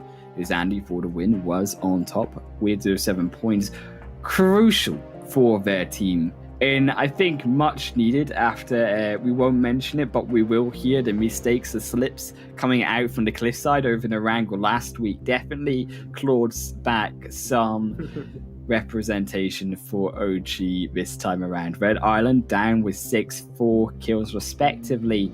And this shows you here overall, I think, with even Cyrax on 3 members, 3 kills. The teamwork once again coming through for these squads. I think it's coming through. Like the attempt that they put in, and the effort to control a pocket was there, right? They want to guard every side when they make the push was there, but that is the type of movement or push that you just need, some synchronization, but if they can rub that off, and remember, the bits that they've done well, maybe Cyrex has a very, very good chance, and that is just actually to our surprise as well, I feel like, and because they just they had some sloppy fights in the group stage, but they just came back stronger bit by bit, and now you can still see them pretty high up there. Yeah, I think the overall here coming out of Cyrex was very strong, but you cannot take away on the fact that, well, it was Original Gangsters Red Island who were the ones overall with the most points. And even though none of them took the chicken dinner, they still, with those 11 kills each, were able to muster 23 kills in total for Original Gangsters. 1,700 damage coming out from them, mainly I assume they're from Andy. And as well, Red Island coming through with those 21 points and almost there that 1,400 damage. But overall, when you have that equal kill count and you have less on Red Island, that still tells me that Red Island were actually more consistent on the amount of damage to kill count ratio in that match. So more consistency coming through, even though we had less points. I think that is why it's so important, right, in this meta. To control a position is worth, leaving one guy behind or something to make sure you have some kill counts. Like risking one life, one or two more like first aids just to put out as much damage as possible is what we want to see. Don't think it's anything new, but when it comes to that, like people are more willing to do it for a good reason. And let's head over to look at the standings. IND stays strong. They took 30 points in that first game, and they got 11 points in this. I know they didn't win it, right? Nothing too flashy. I thought like they could have lost a fight against Arena 51 or whatnot, but they fought their way through. 11 points in one game isn't too bad either. Yeah, 11 points gonna send them packing, but into the top. But as well, Original Gangsters have that 10-point increase just from that one game alone, already up to that 24 mark as well. Conquering UK at least bringing themselves up 2 spots, but the massive drops for all of those 4 teams. Lost Wolves through to Arena 51, down 4 spots with those other 4 teams moving up, equalizes this leaderboard a lot more. And although Team IND were able to pick up 11 points through this second match, you can see actually these teams not that far behind at all. Only going to be 8 points just behind with Red Island, and only then another 9 points behind Original Gangsters. So this is all about going into the next match, if that will equalize more, or if some of these topper more teams can actually be able to edge out that lead further.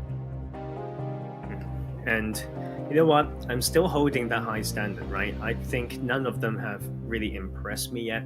There's nothing that really, I feel like when it comes to, but when it comes to the PUBG gods giving you a position, right, and you knowing a spot, I think they're just doing what they should do.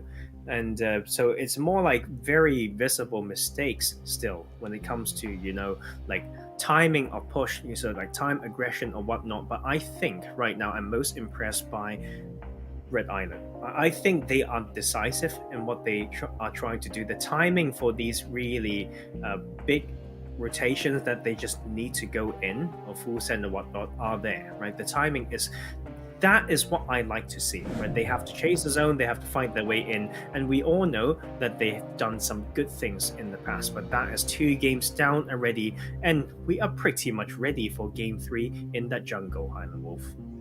As you can see, Team IND did take that first match over on Erangel, and if you just missed out, MPS took the second over on Miramar.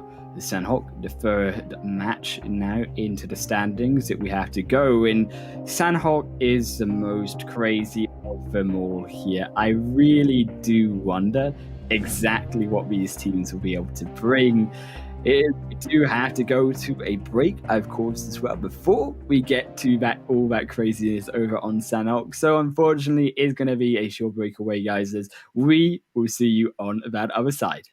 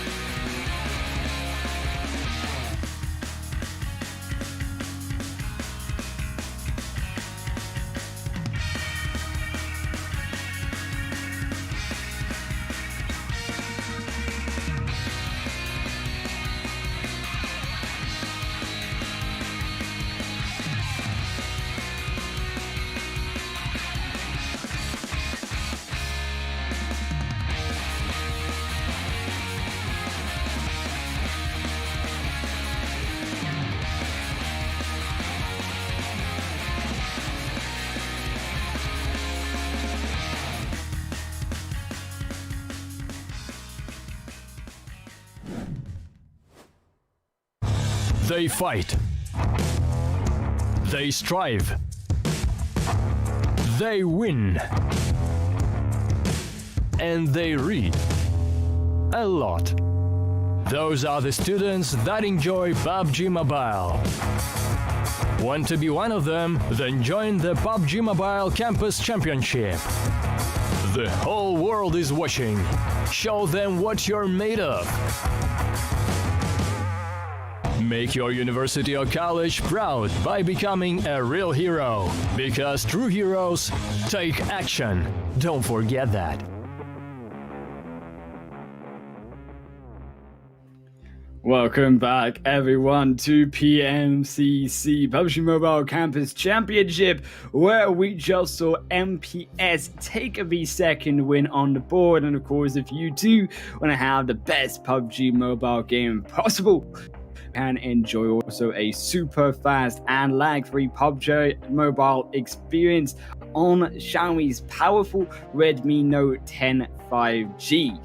And this was good stuff coming out of MPS, but it wasn't enough to top the table though, Tarzan, because on the other end, it was Red Island and Co. who were actually on top overall in the leaderboards. Original Gangsters also that other team that made it. I think it's so important, right, as an analyst and Calicaster to say, sometimes not about just the points that you get, but how you got those points. And I think the way that MPS got that win is good, right? But they need to just show us even more. And Sandhawk is the test, and we are ready to go with this very, very nice playing path. I mean, like for this map as well, this literally allows you to go to anywhere you want. So that comes down to these players knowing, and these teams knowing how to control a pocket of position, how to slowly rotate in, and know how to scout. You know, you need to expect enemies to be anywhere. I don't expect any of you players, any of you teams later on social media to be saying, well, that zone was against us because that plane path was against us. That plane path enabled you to go anywhere you don't wanted to, as Tarzan is correct here. OG, though, going to be the only one to take up the most central compound here over on Boot Camp. And this is a very interesting drop as well around that coming through from Atom, because MVG going to be taking those buildings just outside along the road. But on the other hand, with Tufan also going on that split, and the fact that also Atom there are going for the Boot Camp Hill, I'm not so keen on the Boot Camp Hill drop. I don't know about you, Tarzan, but it doesn't enable you exactly to get a big amount of loot early on. I completely agree. Like, I think this split is greedy. It's like on paper, if I see this mid game, right? Not even mid game, maybe phase 2 and 3, I would say is a position to scout and pinch any rotating teams out of Bootcamp and Painan. But for loot, right, I think is really pushing it. You really need to execute and get some kills, and in the position that you can loot up your enemy's death crates. But right here, I feel bad for 12 man. Like, does he? Can someone let him play the game? I know exactly. Like, he is like 10 seconds in already, guys. We're like 2 minutes in. You know, it's like 10% of the game has been played in 12. He ain't even going to see the other 90%. In Conqueror, you really do worry for them. What is going on today with them? Because this is not Conqueror on top. And unfortunately for them, this is just actually IND playing a beautiful game there as Shashank catches him out and pins him down. That's one already gone for the squad.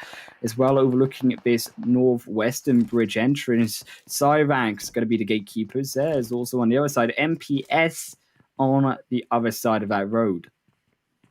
And this is MPS needing to show us what they can do. I mean, you know, the shots that can come from this position. The pinch has been established with Icy from the other side, completely stopping MPS out of this pocket. And I know this type of split is just, you know, I can see what they're trying to do there, you know, but MPS just need to know better. And that is Komara getting punished for doing that. Cyrex already set up and prepared as they take their first kill, slowly bleeding out. No trade available anytime soon, other than the position of Skynet maybe able to step from the side and Slayer there as well. So maybe MPS, if they know how to hold strong, if they know this position, they can do a bit of a out-rotating, as you can see Icy and Saif push into compound, losing the initial position from the high grounds. That's a Skynet striking from the top.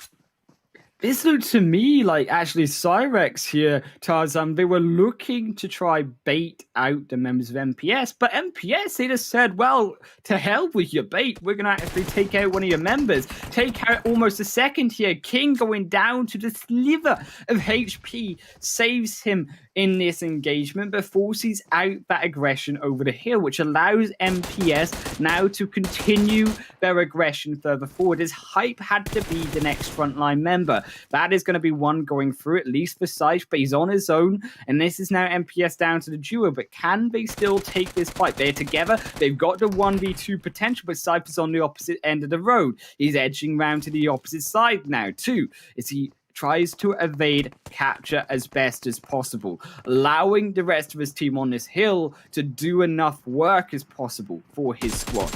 As he edges out on the outside of the window, finds almost one, can't quite find the second for now. Can he maybe still take it? No, in the corner, they are protected. And still now as King and Hype return to the fray, this might be too early. No, he finds it anyways. Slayer has been knocked to the Skynet down to the solo, means that this should still be the return. Hype gonna finish that one through the door, and it will be MPS out of the game. The first to dead last is not exactly the way you planned this one.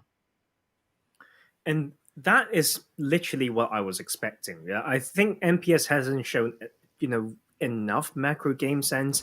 And Cyrex, Saif played that so well. He looped around the outside, forcing the other enemies. That two in the buildings, they just get played. They keep getting pushed around, giving angles to Cyrex, even bought enough time for the teammate to run all across for 200 meters to come into support and finish that fight.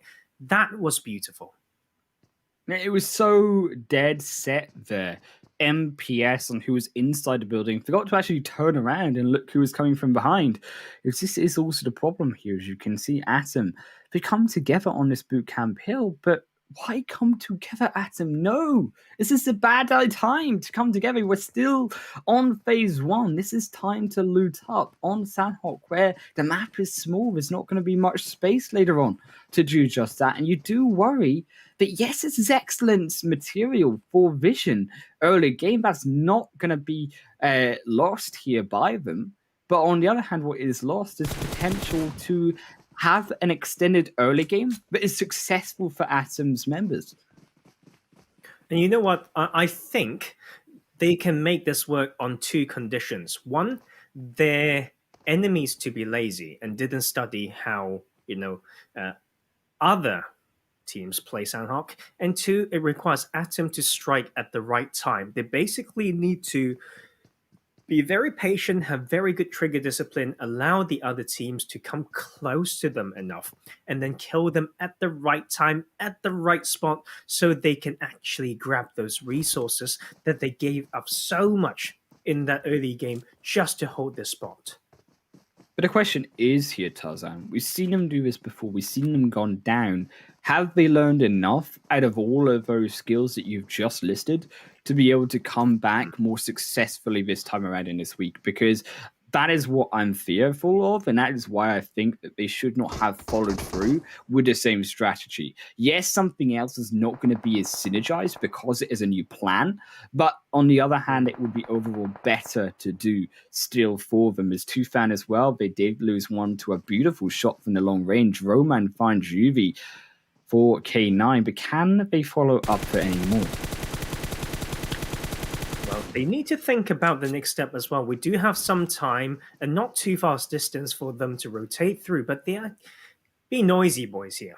Being so noisy may not be easy to thread the needle, find the next spot in the circle. So sometimes teams need to understand what they can get themselves into by doing what they're doing now. So the time aggression is so important. Roman trying to move away now, but at what price? TFN is very ready to return the favor as they grab that revive and will actually spray down one. sprayed down one to labor the rotation, but what can Tufan now do is they have also lost Snare on the outskirts. This is a beautiful return, not allows space, allows time for K9 to reposition how they wanted to, allows time for them to take control of this hill, but with that knock, did buy time overall, not for Tufan, not for K9, but for Busy Hunters to take control of this fight, take control of both of these squads at the top of this mountain. And I also would just say the same thing about Busy Hunters. They want to go aggressive here, but they need to know at what price. They need to think about the next spot that they can use, or otherwise they just get out-rotated. As you can see, K9SF trying to, go around now, right? They know the information. They will just go wider and wider, but Busy Hunters will first find another player of Arena 51. Noisy Boys facing the Noisy Boys with the car, getting absolutely obliterated, and Arena 51 will yet to find another good game. But can K9 capitalize from this? You hear the noise coming from them. You hear the potential, and they have found Wolven off the back of that engage. You look for the second. The health bars seem to be dropping. Ripon not quite with the team. Could also be caught out. And from the spawn platform section in Barn, can they take the victory and send Busy Hunters back out from where they began this game initially? Warrior still up, down, but on the edge of life. Still needing revived, and so does Evil Doc. Ripon down just to himself here as K9 look to finish Rush 1 through. But from what can they do to finish it? They are still on the outskirts. They are still pinched by Busy Hunters on the outskirts of zone itself. And this is still up. The advantage in position to Busy Hunters to take control back.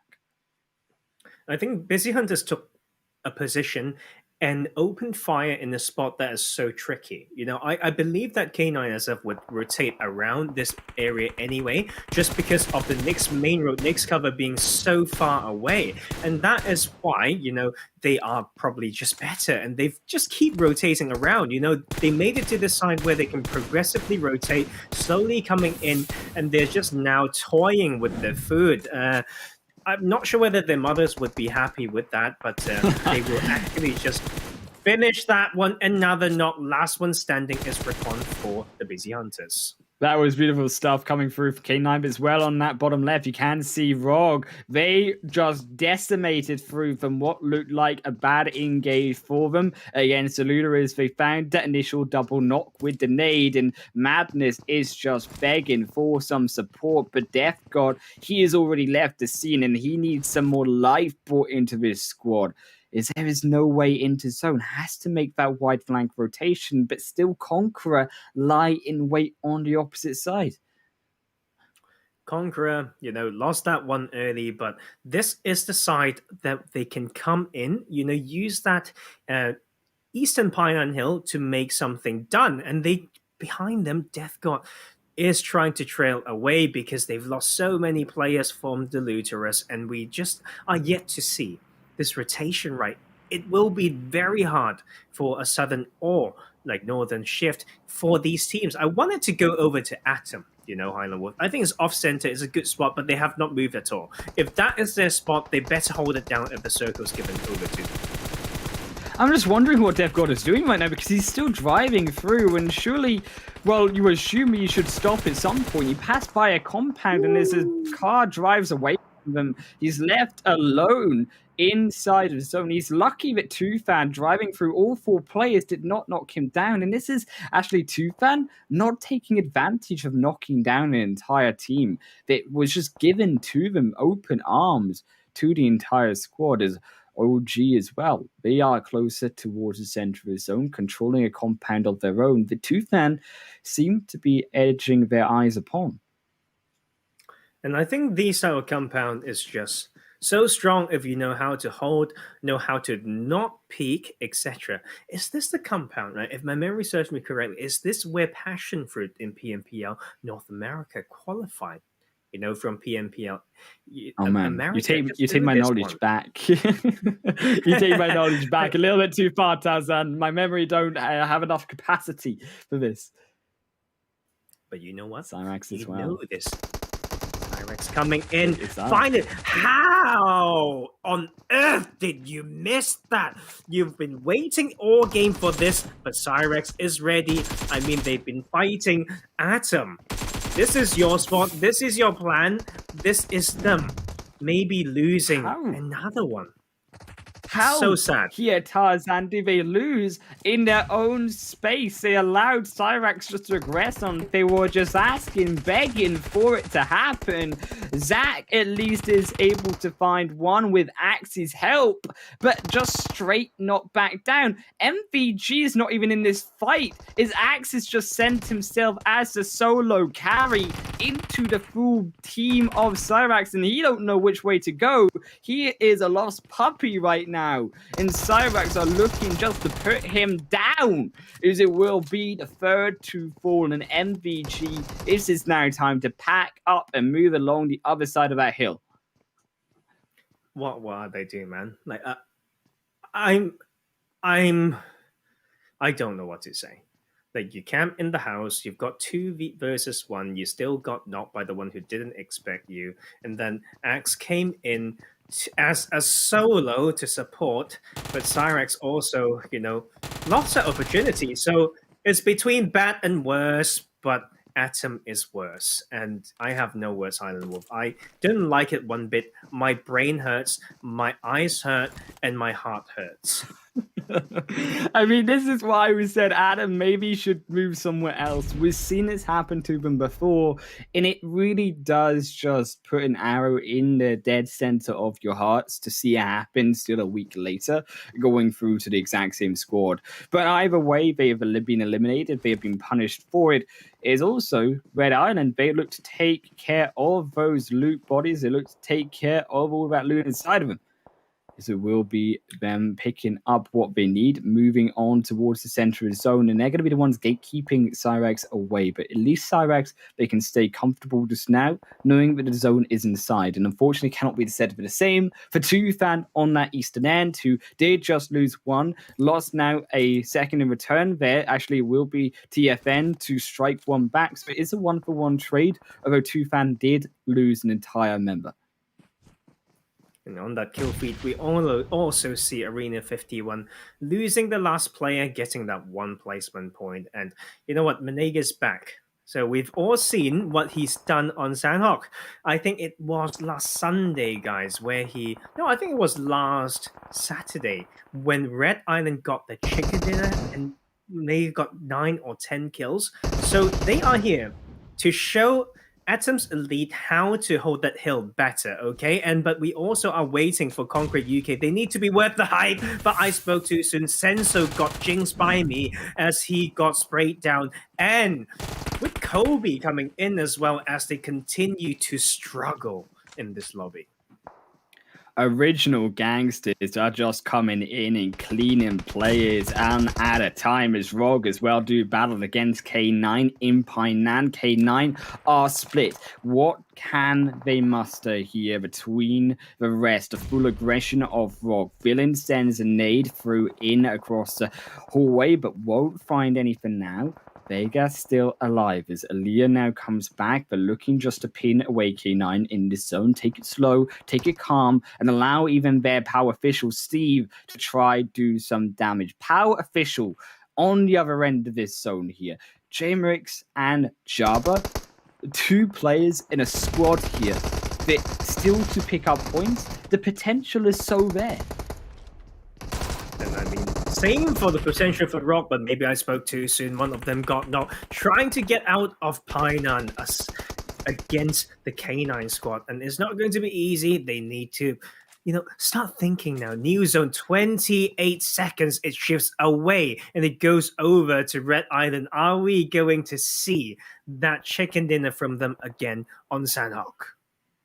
This is about Boot Camp Hill, and this is about exactly how Red Island will split around it. Because it's so tricky to aggress that hill, but it's so tricky to escape Painan too. It's K9 looking to do just that. They found Vlad, looking to try find a second, but it is the 1-for-1 trade. Delia finds the knock. The zone is on the zone in, and they're going to allow just the time for that zone to eat up Villain on the outskirts. Villain can't even revive his friend, realistically needs to go for a continued push as the trio. Gonna have to say goodbye to their fourth man. The Villain, we might say goodbye to another, as that second has been found captain, and the second just looking to run for the hills, but they do run straight into IND, and Device takes down one, sends them to the solo, and this is disaster for the side of K9 in this third match. As Roman still just going to be knocked from the other side as Shawshank. And this is IND controlling those teams coming out of that zone.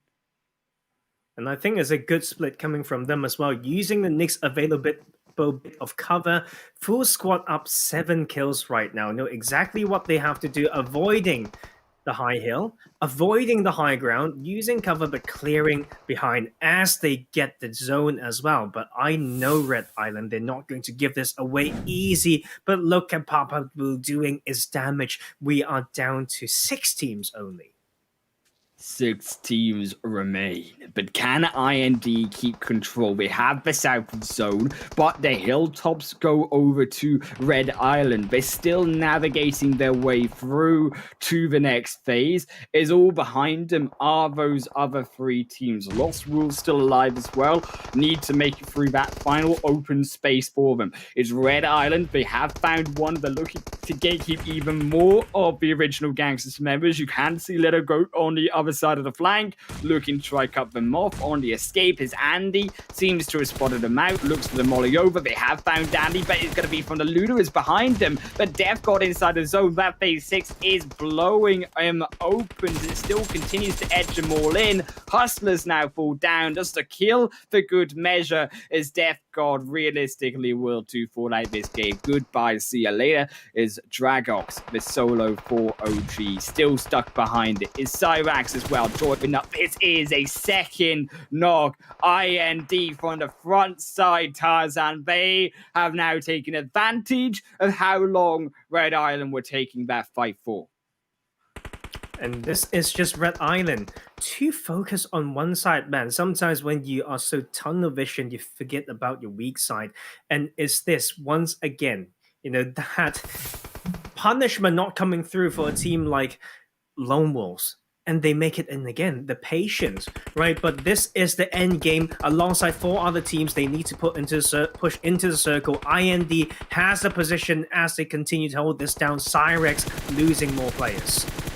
Lone Wolves, they've held the side of Red Island, though. They're taking down King. They're going to surely find that first through the smokes, just quite not on target for now, as they also move their way closer in. They're outside the zone. They know they need to get their booties moving into that final phase. It's Red Island on the edge. The last player, Device, goes in front with a grenade, just obliterates him into pieces.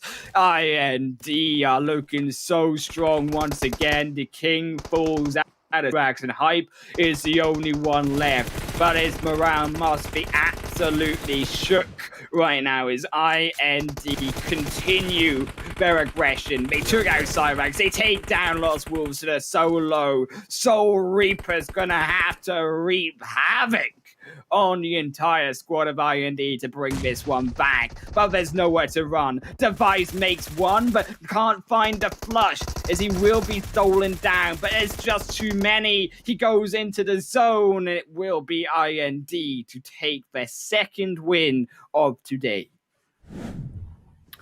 What a beautiful win. I think this is, because we didn't see them as much in that early game, but that mid-game through late game, very controlled, right?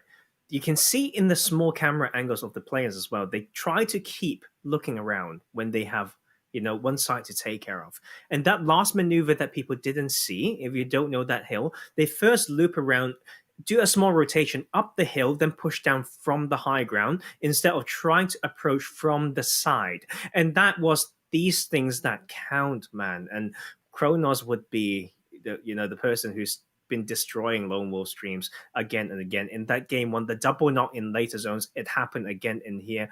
The head-on fight, IND just won it.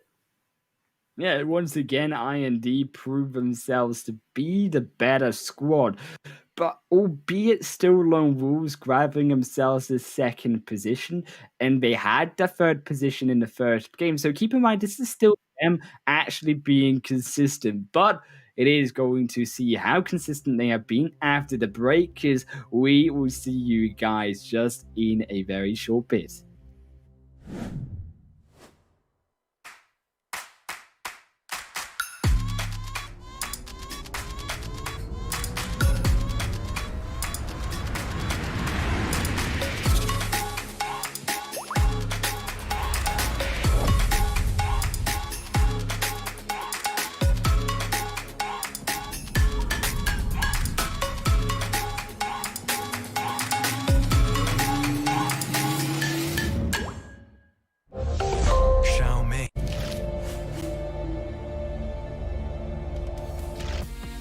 This roof is a perfect place to snipe the enemies on the other side. The small border lets you lie down quietly and watch the openings from a third-person view.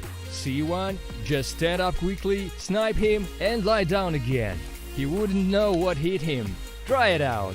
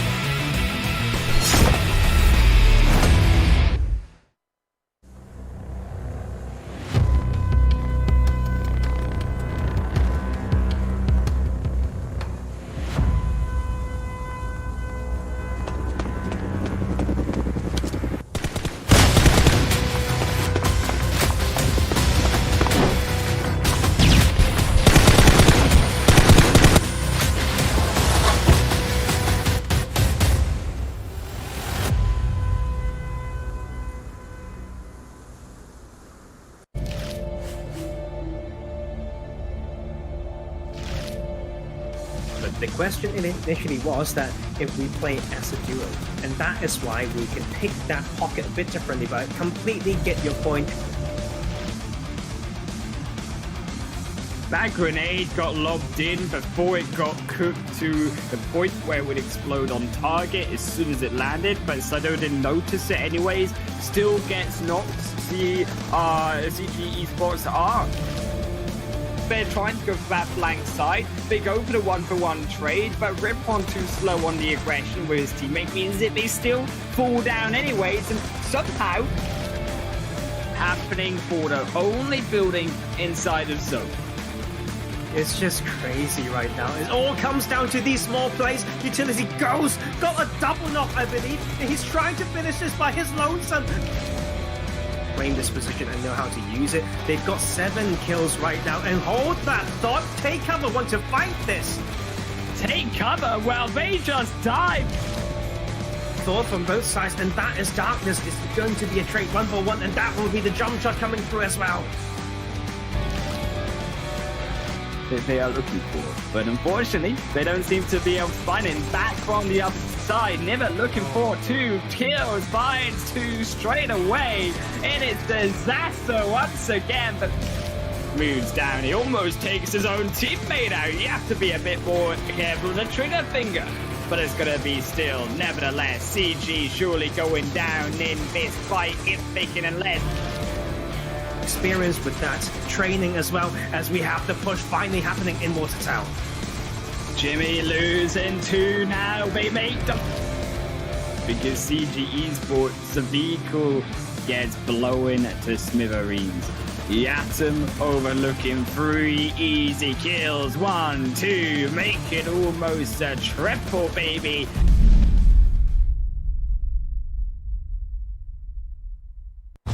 They fight. They strive. They win. And they read a lot. Those are the students that enjoy PUBG Mobile. Want to be one of them? Then join the PUBG MOBILE Campus Championship. The whole world is watching. Show them what you're made of. Make your university or college proud by becoming a real hero. Because true heroes take action. Don't forget that. Welcome back, everyone, once again to the PUBG Mobile Campus Championship, where just before the break we saw the side of Team IND take a second chicken dinner out of today's match. He's in Sandhawk. But if you too want to dominate the field, you can enjoy a super fast and lag-free PUBG Mobile on Xiaomi's powerful Redmi Note 10 5G. As we head on into the highlights, we can see exactly how IND took this one, dominating over 12 once getting started off. And also Cyrax, one of the final teams there in the zone up against MPS, sending them down in that last position.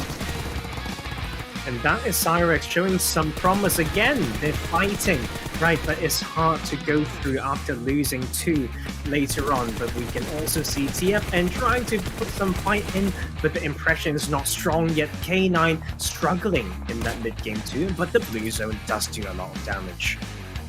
Before Busy Hunter said would be able to gatekeep over them all, but didn't quite manage it as well. A beautiful turnaround there from the side of Preliminaries, but not before as well. Rogue had something to answer to it, moving their way in. So did also OG, obliterated through Conqueror once again. And it was still Rogue there as well to gatekeep away K9, to gatekeep away even more of POW. They fell in the water to the zone. The Preliminaries behind the zone 2 as well fell. Death God alongside OG, a beautiful grenade sent Red Island out packing. And then from even more, it was the final flush, the final rundown over Lost Rules. And IND came out on top. 28 points over to them. They extend and increase their lead even further in tonight's game so far, Tarzan.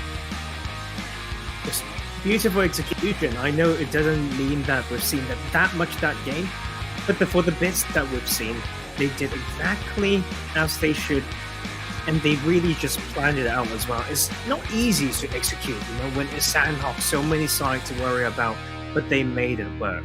So that is IND extending the lead in this preliminary round. Cyrax as well, taking second. Lost Worlds down in third, because of course if we get second, the 10 points the Cyrax were able to pick up puts them into that 20-point mark. Red Island, once again, good stuff to see them over in fourth. And as well, I think we're starting to see the same teams below them end up in the same positions. The likes of Conqueror UK for the third time round, down on the bottom. MPS down on the bottom this time around as well. Toothan again down on the right hand side alongside POW official. And we see, because the same team's falling down, these gaps getting higher and higher in the leaderboard overall, as we will get to just in a minute. But we will be able to see exactly how these teams on that right side are going to fall behind even more with that result. And we talked about this player. We talked about IND. 5 kills, leading the chart from Device. And I mean, that is just, I think, right, we've only saw that mid-game towards end-game, but maybe IND did a lot of things that we couldn't see, right? So that allowed them to control that part of the map, right? So just can't wait to see the damage output and how they've done overall as well, I believe.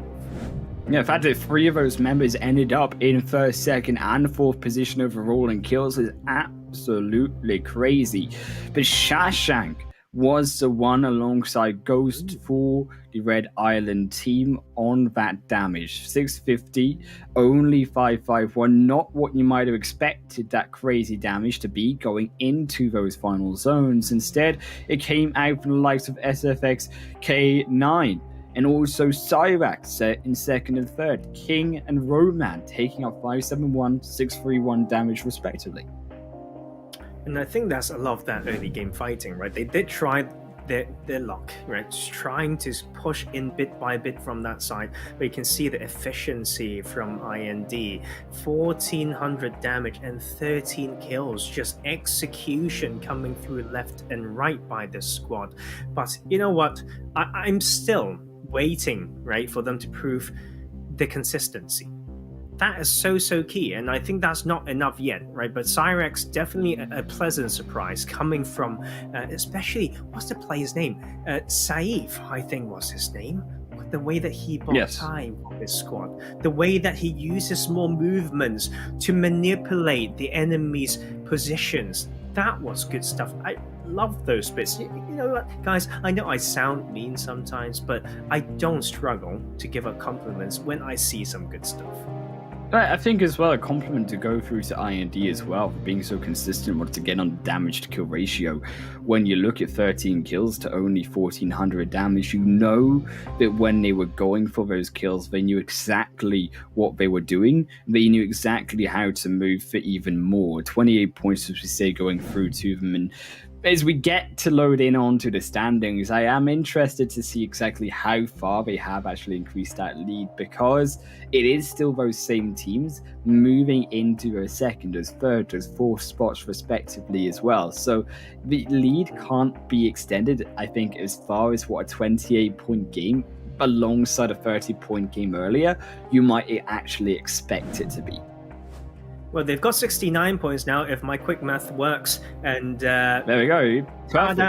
and we talked about the 70-point mark, right? Maybe that's all that's required to make it to top 8. So that's just, one job for these teams is to make it to top 8. Of course, all the practice, all the kills, all the highlights, all those things are worth quite a lot, but also almost a picture-perfect placement point to kill point ratio as well, Highland, with averaging almost 12 kills per game.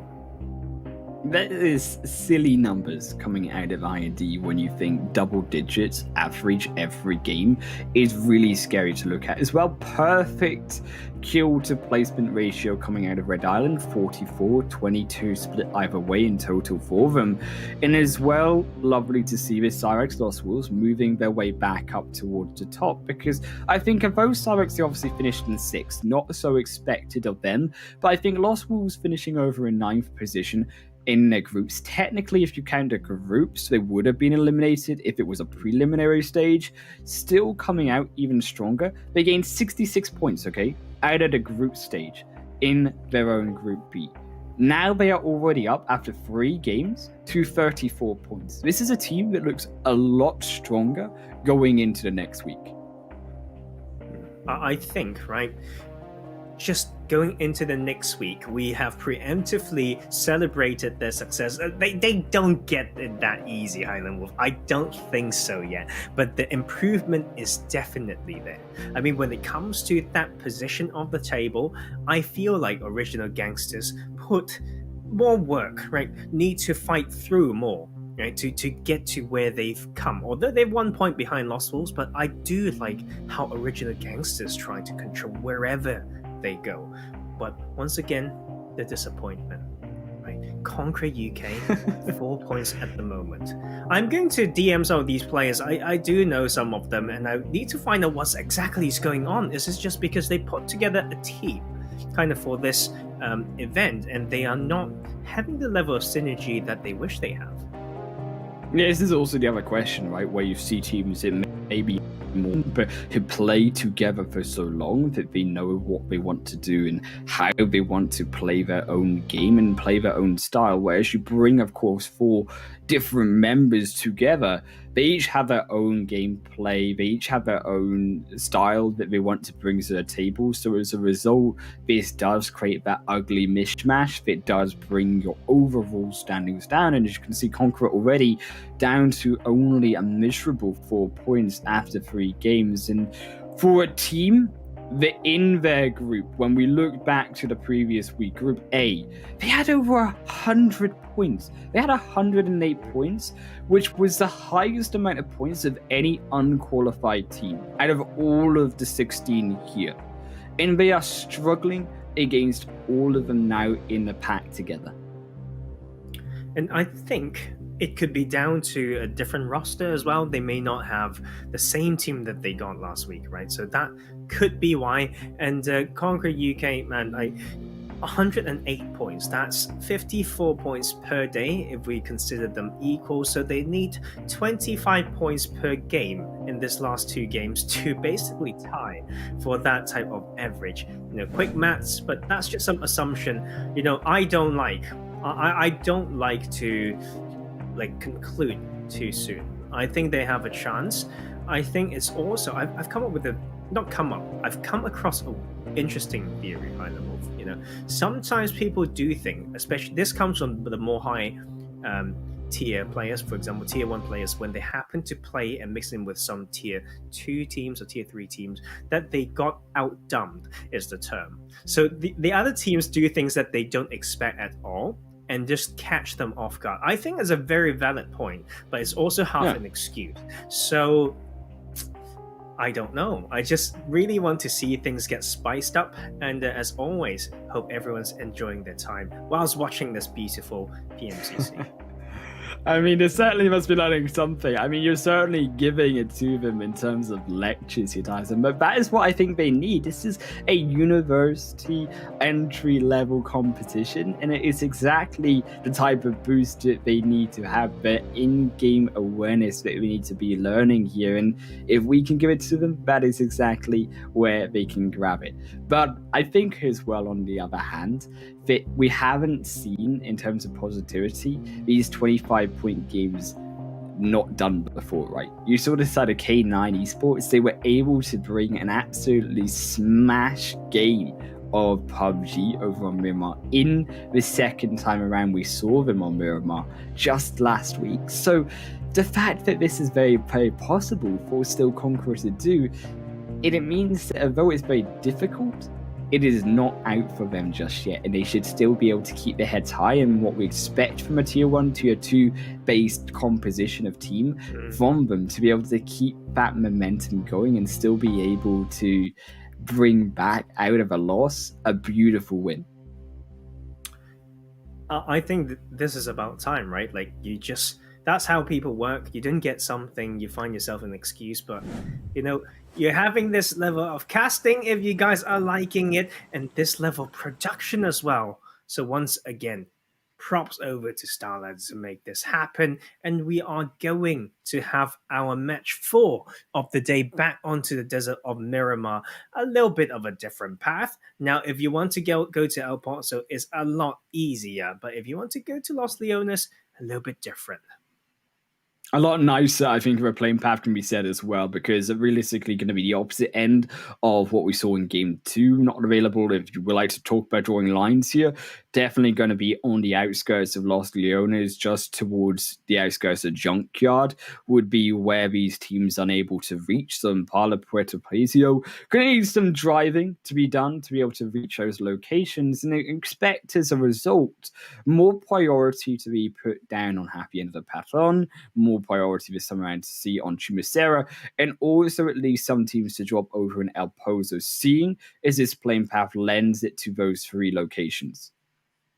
Oh, and this is just interesting because I think Chumacera will be contested this time around. We talked about, Atom Elites. Look at that last game. We kind of been hard on them. We gave them a bit of compliment on the last Miramar game where they were actually uncontested in Chumacera, then got themselves a good spot, right? So it's not going to be as easy. Look at all those colors around it, but it's Busy Hunters. They don't have a lot of points. Maybe they're not that strong. This is maybe where they fight. Same for Conqueror UK. On top of them is Cyrex Esports. They pulled away from Hacienda, right? They got scared for some reason, or if that's what it means. And just look at all these chaos right here. They want to go to Chumacera. Not so easy. Arena 51 will first get the opening kill. Busy Hunter's so split as well. You can see one of those players already dipping out, just lost, assuming the fight already. And it's this mentality coming out from Willen that actually means, well, the rest of the 2 members are like, hold up, run our own. What are we supposed to do against the entire squad of Arena 51? We just saw one of our players get knocked, and this is now the do or die situation already for them. And we've only just begun, as Wolven does find themselves getting knocked. That extra player that tried to make a runner for it might be regretting that decision now and make it that confirmed knock. Atom going to find that one through. There's also Rog up against Pow. As Arena 51, they edge their way closer, few steps more to Busy Hunters. But Busy Hunters are 2 members now is maybe the time to get underneath that hill, to just make a runner for it, using the ridge lines to your advantage. It's really down to how they want to play that. I think that phase one going over close to that western side means that they just need to drive away from the circle a little bit to loot a bit more, then come back in. But that's it's not an issue. I don't feel like for that circle teams do to prioritize that south side. I don't see that a lot. But the right here, to Akumada, is this drop and. Interesting thing here, two squads that need to prove themselves more are here for an early fight, I think. And you know what? I feel like sometimes, like for these squads, right, they land on the city like it's a lottery. Like they don't. If I get into an interview with them, I feel like, yeah, I feel like they don't understand or they can't explain why they are split in that way. Like especially when you have someone dropping with you as well, then it's like chess. It's one formation against the other. But hold that thought because Busy Hunters need to do some work. Arena 51, they're looking to make this grand entrance in, and their chess formation just looks way better than Busy Hunters if we're going to compare here. Are not actually comparable against them as Evil Doc gets shot through the window. This is Demon bringing work towards them. They dip down, jump down, look for the runner, but this is too late to be on the retreat, and this is the four members circling you like sharks here, as it will be rip on to full once again. And now, as a result, Busy Hunters down out of the match in last position. All of Arena 51 standing strong. Trumaceratoop themselves going to look real good moving into that second phase. What did I talk about chess? Right? I feel like people want to drop on Atom because they think they can get some points. Arena did that. Busy Hunters maybe did the same, and eventually they turned out fighting. It's just a guess, you know. But that was the small things. Once again, it's always the small things. In the slightest details, I will see the potential in players. Why did Busy Hunter give away any footstep at all? The only way to play this is reactive. It just comes out of the fact, right? The Busy Hunters, they were so split on the initial drop. As you say, they didn't actually understand where they wanted to drop, and they paid for the price for it. Overall, in that fight, it was just bad to worse, in your way of saying it here for them. And unfortunately, for MPS, they are also going to be gate-kept somehow, some way by Atom here, because Atom have been able to make that rotation through. You could see them driving on the map just before we started this fight, and now we're looking at Vax for their second kill, but for the delay on the shot, tried to go for the long angle, the third party vision through, and now he has to retreat back. Now 40 engage in, but one at a time, they send it again, and this could be disaster for the second time. They finally took down one, they took down the second, but that was not a clean way for Atom to take that fight. It's once again, it's between bad and worse. Right. Atom tunnel vision on one guy, so they should get punished for it. But MPS bought time for the other players, but they didn't take the off angle. So what the hell is going on here? So can someone else do my job? No, it's in my contract. Is in the small print of my contract, and no, it's not even that. But you know what? We are here to learn. We are here to see maybe getting proved wrong. MPS had some slip, but they are trying to get the most out of the situation. That is something that I can agree with. The fact that MPS here chucking those grenades over, this should be a beautiful knock. You gotta assume onto him.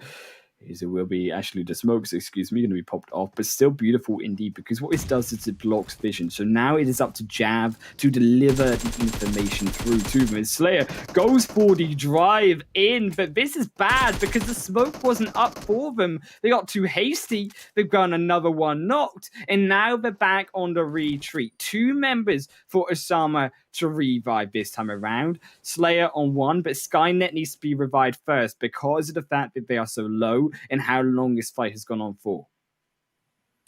And I think this is okay, right? To approach it in such a linear way. In many other, once again, I want to tweak the reality to make it more terrible for these people. I'm just like a bad person, right? But these type of fight, it happens a lot anywhere on like the maps, any maps of this game. Like the way that they're approaching it is as if they are the only two teams on the map. Right. And this is where I see that these teams may need to work on, because you never know, right? The quick turn around to make sure you assess all your weak sides once again are so important. But you know what? I'm just seeing how they're going to play. There's so much things used. Both teams are going to suffer. They're going to lose priority to enter into the south parts sometimes, and they are still in here. But I don't disagree with it. It's going to be hard for any team to disengage unless they go onto the main road, I think. It particularly is going to be up to now, because that buggy, keep in mind, was sent in for the aggression, didn't work out. MPS, they don't have the vehicle as a result anymore to disengage very much easily here. They got 3 members. It still wouldn't be good enough anyways, because where's the third man going to go?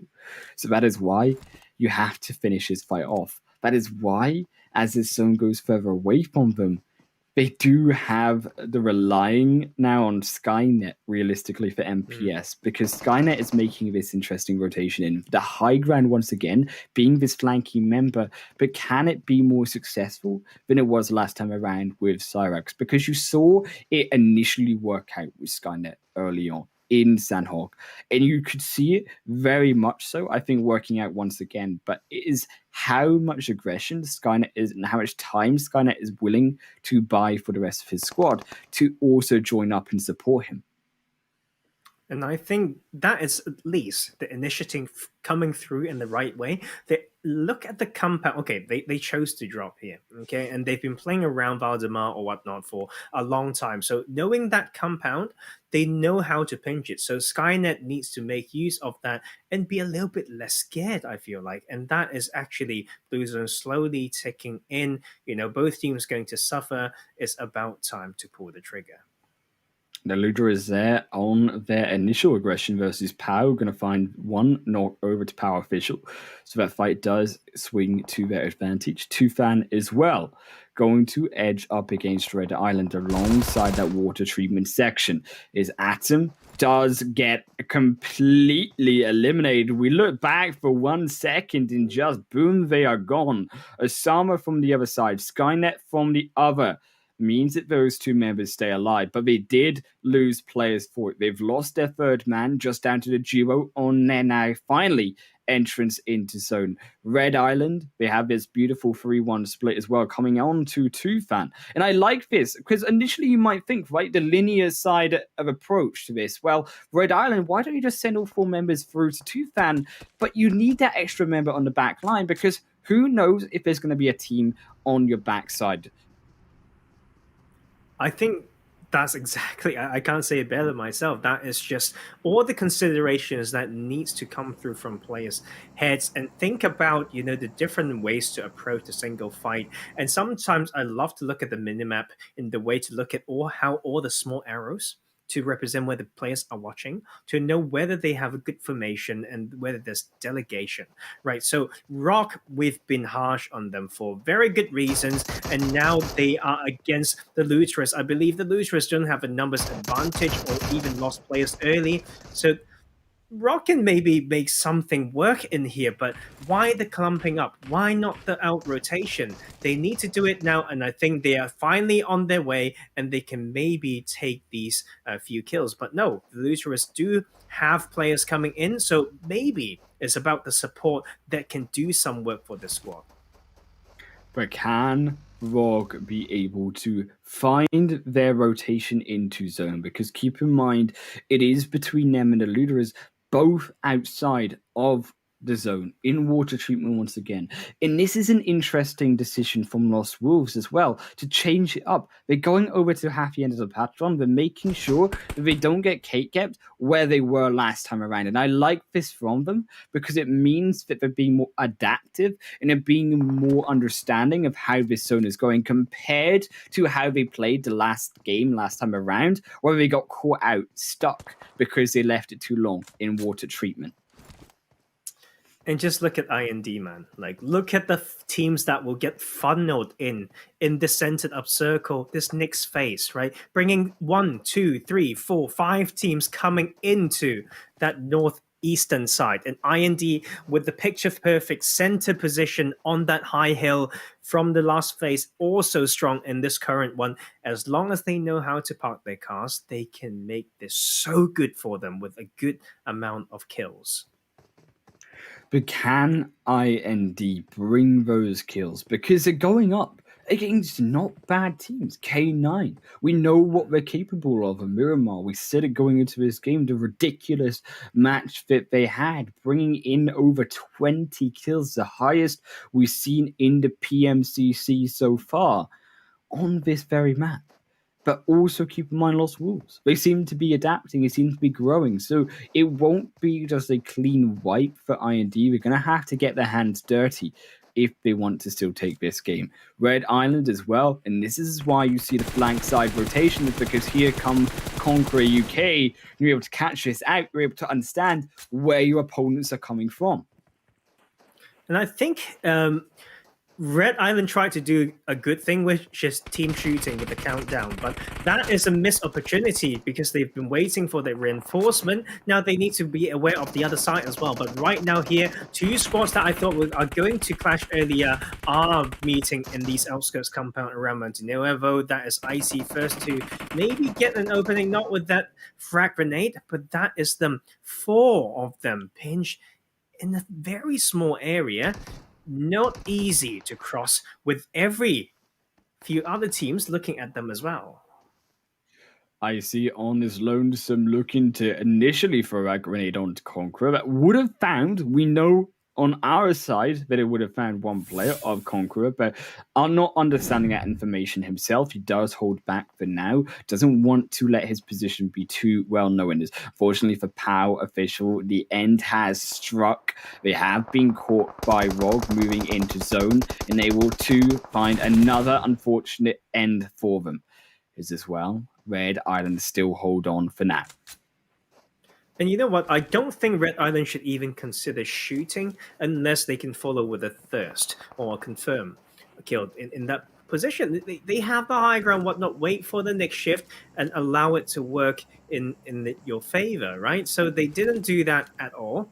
And they're wasting some bullets. And also, meanwhile, we have a Skynet from MPS falling off the car. So a series of very interesting effects here. But look at Icy. Okay, that is what I love to see.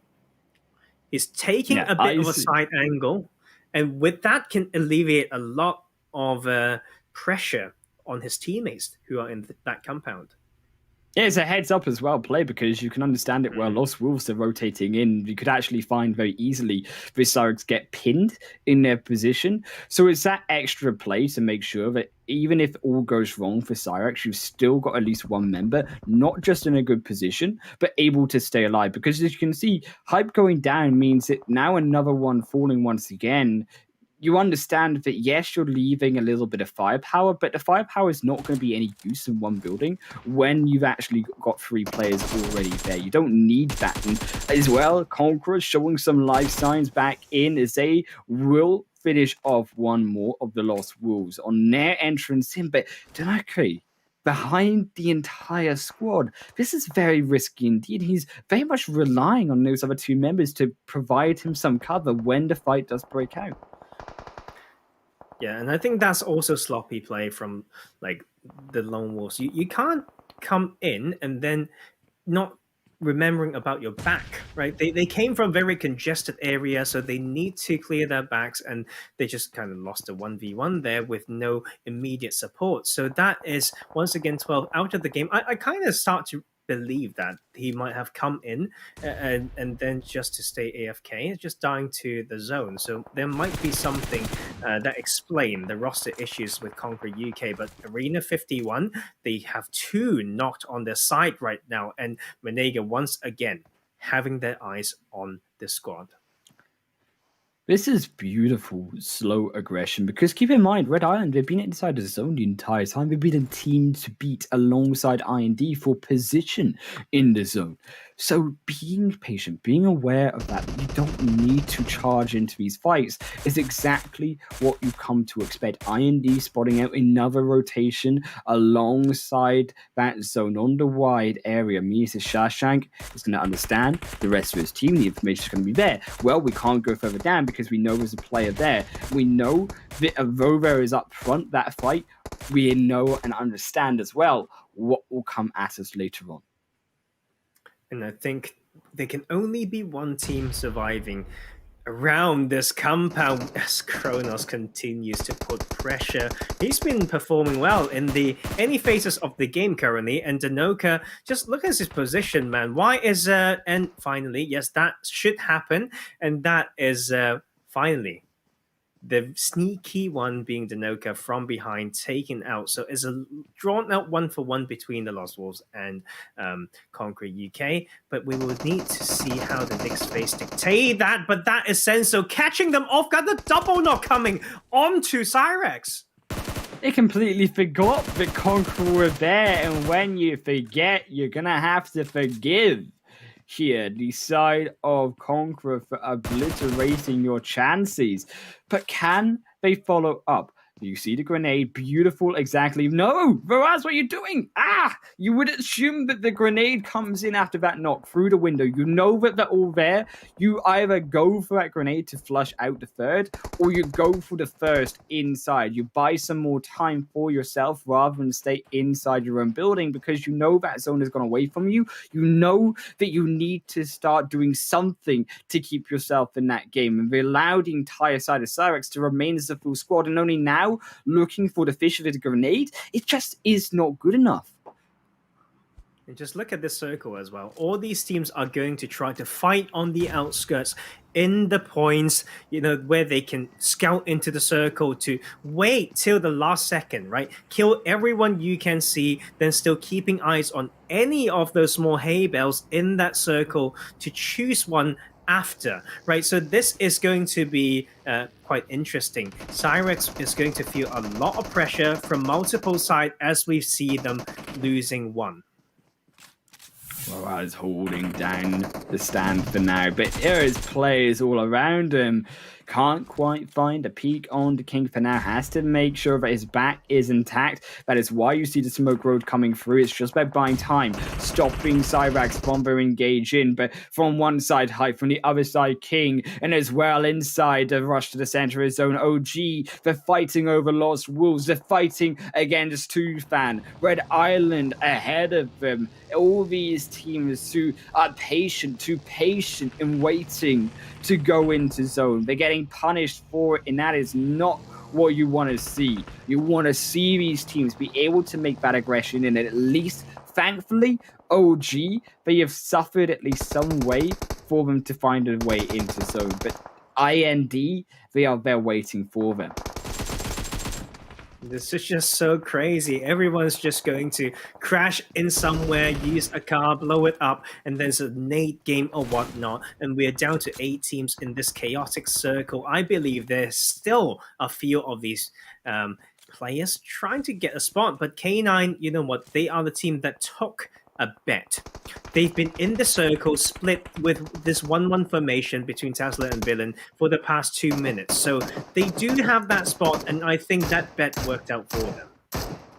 I think this extra aggression, this extra rotation from them certainly is proving strong, but you also have to wonder how can K9 control this, because there are, of course, 7 other teams around them that they are going to have to stop in their tracks. As IND do lose 1 Cronus, OG's Andy will find that one through. Tufan also lost 2 to Red Island as they make their entrance and approach in. That zone goes further north, forces all of those teams continuing now to make that extra aggression through from the south side to be able to pick themselves up and get themselves moving.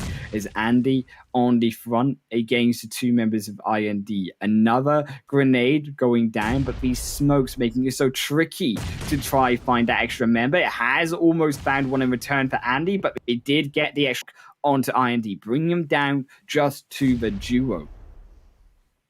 And I think INT at least got so much luck once again because it could shift to the south side and they're done. No cars and nothing. but then Red Island, I think they are worth being punished because they were on that south side on the hill that they can shift focus towards the center zone earlier, but they were on that edge and coming in before anyone, and that is why you should just die. And I am so mad to see that because you have a position advantage and didn't use it. That is worth every bit of punishment in this Man, caliber. you make me scared of you, Dazden. I'm not going to go on your wrong side when I make a late rotation, that's for sure. Is Cyrex as well. Talking of late rotation, speaking of just that, Arena 51 still to find one member in.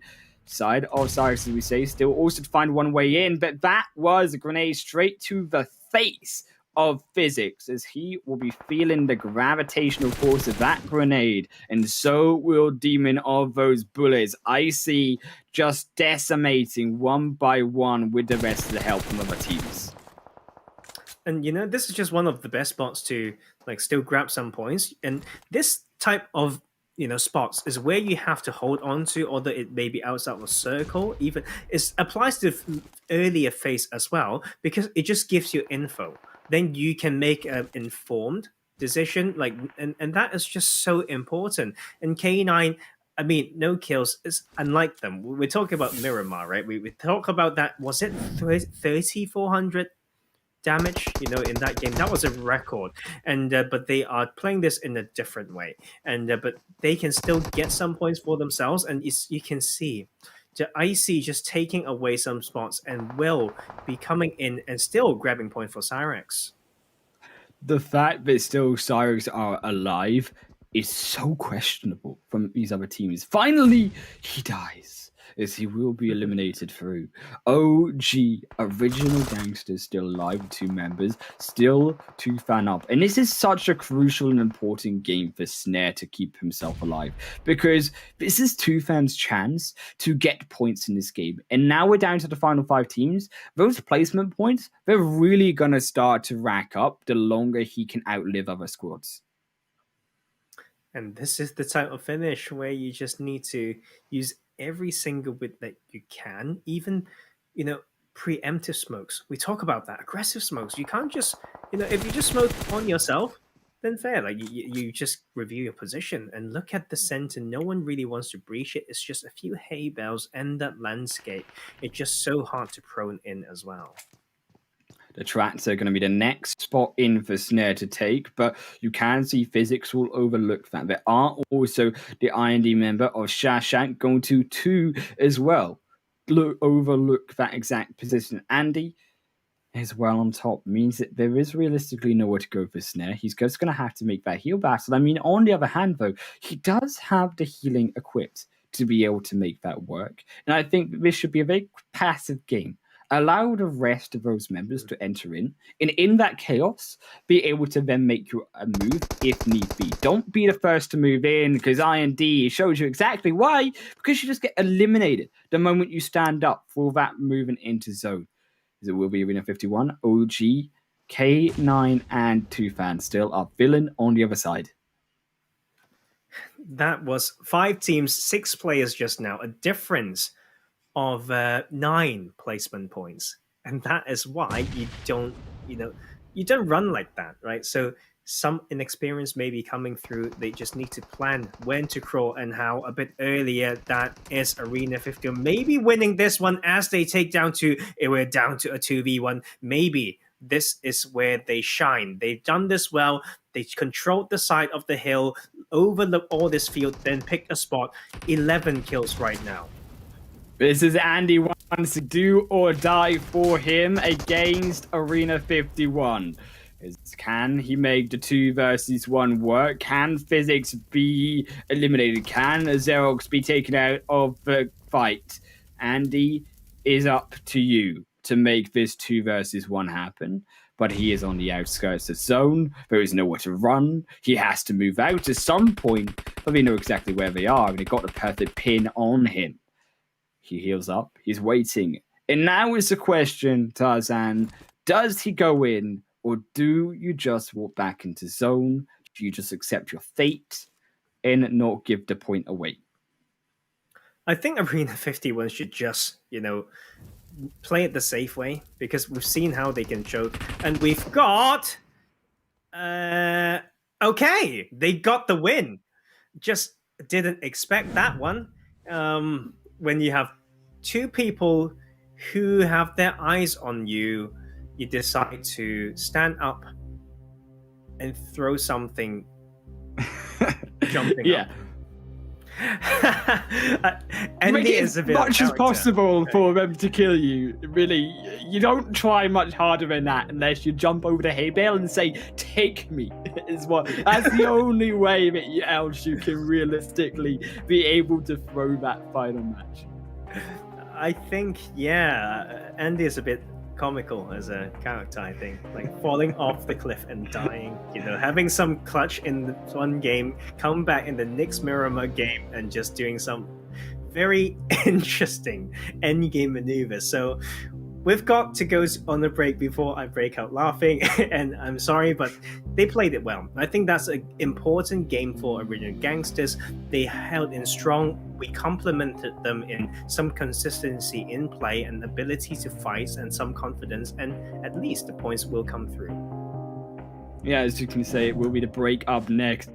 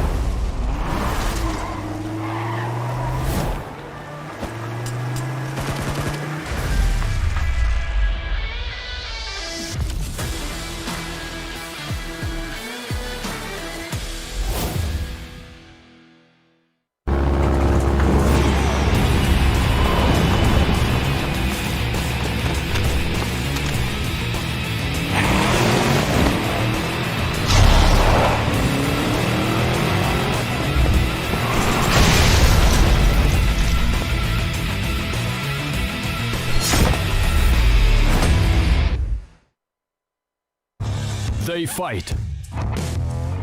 They strive. They win. And they read. A lot.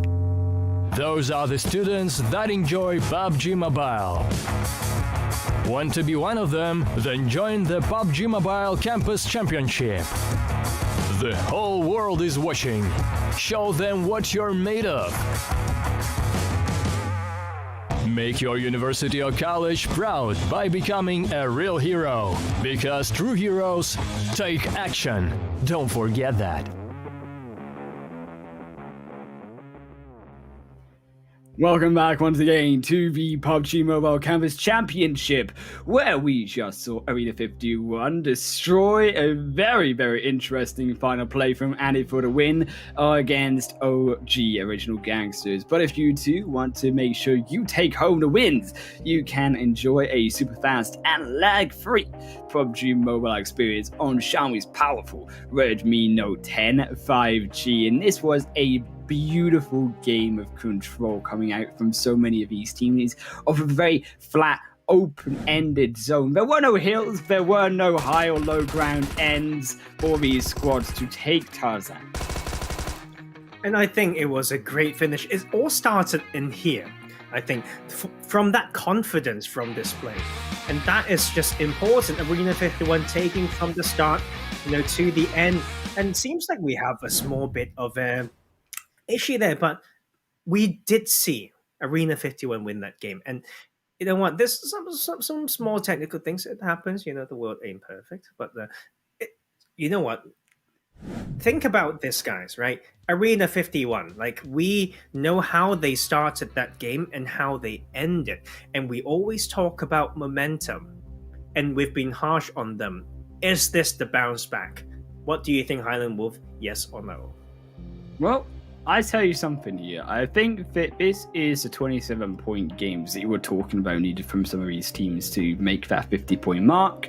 In a bounce back, could possibly very really be here for Arena 51 Esports, because this is a team that, on the other hand, coming out of Group A, they were in 11th position, only 36 points after 10 matches.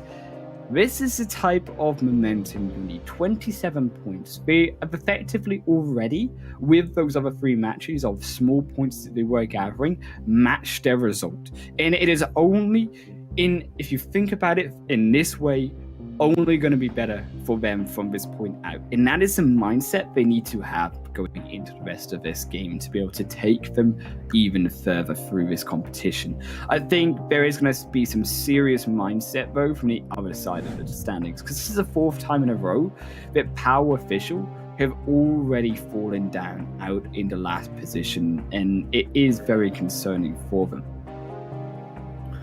Completely agree, and I think that's the issue with that team as well. Is there's no really, whenever they get a spot as well, they don't control it as well as we thought. They had a decent finish last week on Miramar, but that's about it, right? Every time that we need to see them fight into the zone, something's missing. And speaking of missing as well, it's the disappointment and points coming from Concrete UK. So we do have it made up a little bit by Senso's constant damage output when they were on edge, although they went out early once again. But it's a 3-point game, 4-point, it's just baby steps, I'm just waiting for them to drop the shebang. Yeah, the fact that as well that Arena 51 Esports take 3 members through to the kills, 3 members through to the damage leaderboard as well means that they have certainly been putting in that effort to that chicken dinner, as we can see over on the standings for the top 2 teams. Arena 51, they were able to take that 1850 damage mark with those 12 kills, spot on for them with those 27 points they certainly did need. But Original Gangsters, this is actually, on the other hand, when you think about it, 2 good showings from them, right? They have been able to take 2 second places now on Miramar. And yes, it's not a chicken dinner, but this is exactly the type of consistency that you need, at least on one map, just to get you started, to be able to rack you up those points to get into the finals of PMCC. Exactly. And we've seen the styles, right? I'm trying to, in my head, try to match the styles between the teams that's gone straight to finals already with the teams that have been showing, playing the best, right, in the past 4 games. I think it's coming closer, but not there yet.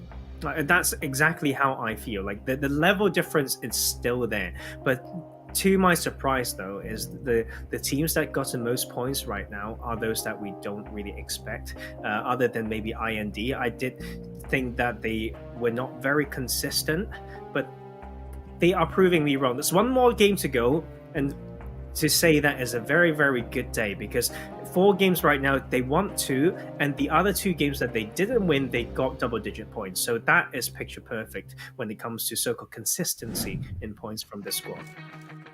We will get to see the highlights once again come through, back to take us through exactly how this game went for all of the teams. Arena 51 starting off with that beautiful squad-wide flawless against the Busy Hunters.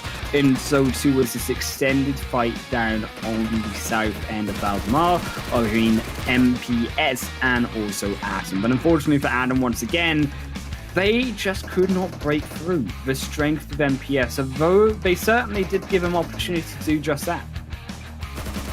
that's really, like I said, it's a bad and worse situation. A lot of small things that went really concerning, and but you know what? They made it out, and that is also Danoka trying to put some work in, but they will not go very far in here. Try to put some pressure onto this game for winners. Were Red Island trying to stop the way of Arena 51, but they continue, and Cyrex also continue with their fragging, showing certain promise. As well, their Rock, they edge their way through into zone, but get slammed by Toothan, and so were Toothan edging their way in, but none of these squads in the outskirts were able to finish it off. Even though it did look like it could be promising against Arena 51, no one flushed them when they paid the price. OG Hustler went down first, then it was Andy's turn to fall, not before, though thankfully IDM made a runner for it. Andy made a dive, leap for death as Arena 51 handed it to him, and they took that win, moving themselves now up to that 5th position, up 4 spots just with that one game alone as well. Brilliant stuff from OG, surviving to 2nd place. That consistency keeps them back up to that 2nd position. And as you can see, it's just IND all the way up. Original Gangster and Red Island, I think, and Cyrex as well, are a close 3 teams when it comes to styles and consistency. And I think that seems to be, right, you know, that train, or that tendency from this group right now. And Lost Wolves, I know they're up there. I know Arena 51 is up there, but I don't think, right, they are close when it comes to execution of fights. Yeah, I think as well, Lost Wolves, they're falling down really harshly in that 4th match because, so keep in mind, we have had 2 good games, but we've also had 2 bad games, which is what really puts them down there in that 6th position. And I think the fact that as well, IND sponging up already 81 points really does show you just actually how much little points there are for these teams down below because of the fact that we see this once again coming through from them. I think on the other hand though, I do appreciate still Red Island and Cyrex being up in that 3rd and 4th spot position, almost at that 50-point mark, because these are 2 teams that, yes, I also agree need to show more, but although this is something that is consistent across the board for all of these teams to show more going into the finals, this is what we expect at a higher level go into the finals for these 8 teams that need to show that. But I think that the consistency really is starting to grow on a few. Yeah, and then we also made that prediction, right? Maybe 80 points is what it takes to be safe to qualify. And look at where IND is right now. And I think this is where, if they are watching, because I know teams do watch as they play or whatnot, if they can hear me now, I think they need to carry this on. If you are averaging 20 points per game, if you can show us that you can do it towards the end of this preliminary stage, then you are really, really making a statement. But this is not the time to be complacent. The ladder is tall, the ladder is long for PUBG Mobile esports, and this is just the start. And if you keep in mind, actually, what is beautiful about this leaderboard is the kill points coming in from Team IND, over 10.25 average per these 4 games, but also the fact that these placement points ideally show you perfectly actually all the way down who is on top in terms of that consistency, because you see it only go down. And I think that really shows you something about the consistency getting to these final zones really does matter, more so than the kill points when you have a team that is so consistent in that, like IND, because you're not realistically going to be looking for these flashy plays. And I think this is something that these teams need to understand, is that they can't go that full in team to be able to get those kills, because that is what brings them down. And when you go for kills, yes, it works out in one way, but if it doesn't work out, you very, very quickly find yourself out of the game with nothing to show for it. Whereas if you play more passive, you're already picking up points naturally. Completely agree. I would just quote myself once again, you need to know the difference between an aggressive play and a disrespectful play. And right now, I've seen, in particular today, right, Atom's Elite, a team that's shown some weakness in that regard. Like from the camera angle, we see them basically running across it with no immediate cover in front of their enemy's eyes to allow like a double knock or something like that. So these are the things that they need to, go and feel why it's not okay, right? But we're down to this last game. A lot of teams are one good game away from going into a safe spot, as we could see what it could do for Arena 51. If you are the next squad who could do that, it would do the same for you. Yeah, recap there of our 4 games already. IND taking games 1 and 3 on Erangel and Sanhok Miramar. Going over to MPS and Arena 51 taking that just happened chicken dinner win. But there's gonna be one more match still on Erangel to go. In the fact that this could be IND taking, could be a 3rd win on the board. They've done it already.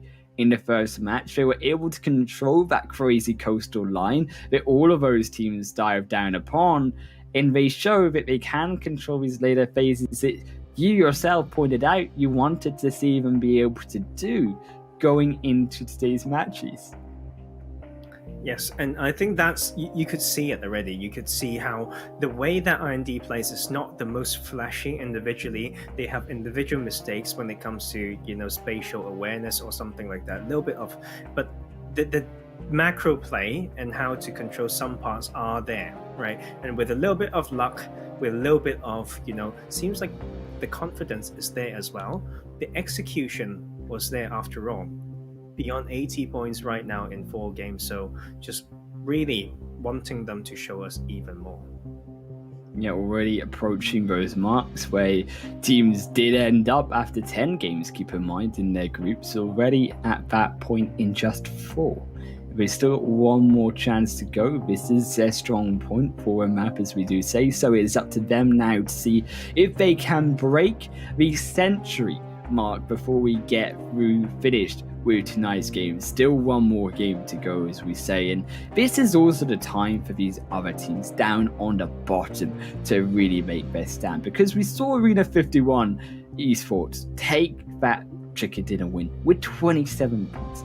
They brought themselves up to the left side. Now it is time for the rest of these teams who haven't had those good games. Conqueror, that we talked about, having on paper a good roster, not good results. POW needing good results after inconsistency, lack of showing in these games. Atom, even another team that we need to see come out on board. So there is still room, but the chances in today are already very, very slim.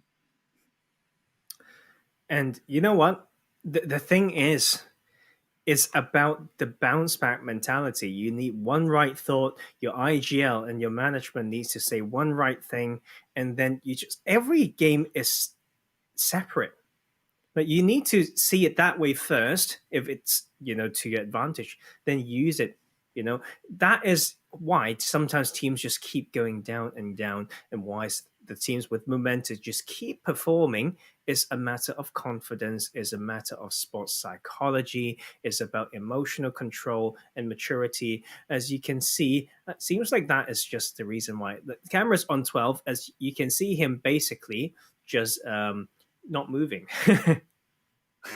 But I think as well, what I think we need to know is the mentality of what you say in particular. It's not I have to make up these final games worth of points, but it's I get to be in the preliminary rounds. I get to be on top of all of those 8 teams that didn't get to make it here. I get to have that opportunity to show myself and for my team to show that we can still be in this competition, a threat against everyone else. That is what the mentality you have to be going in with.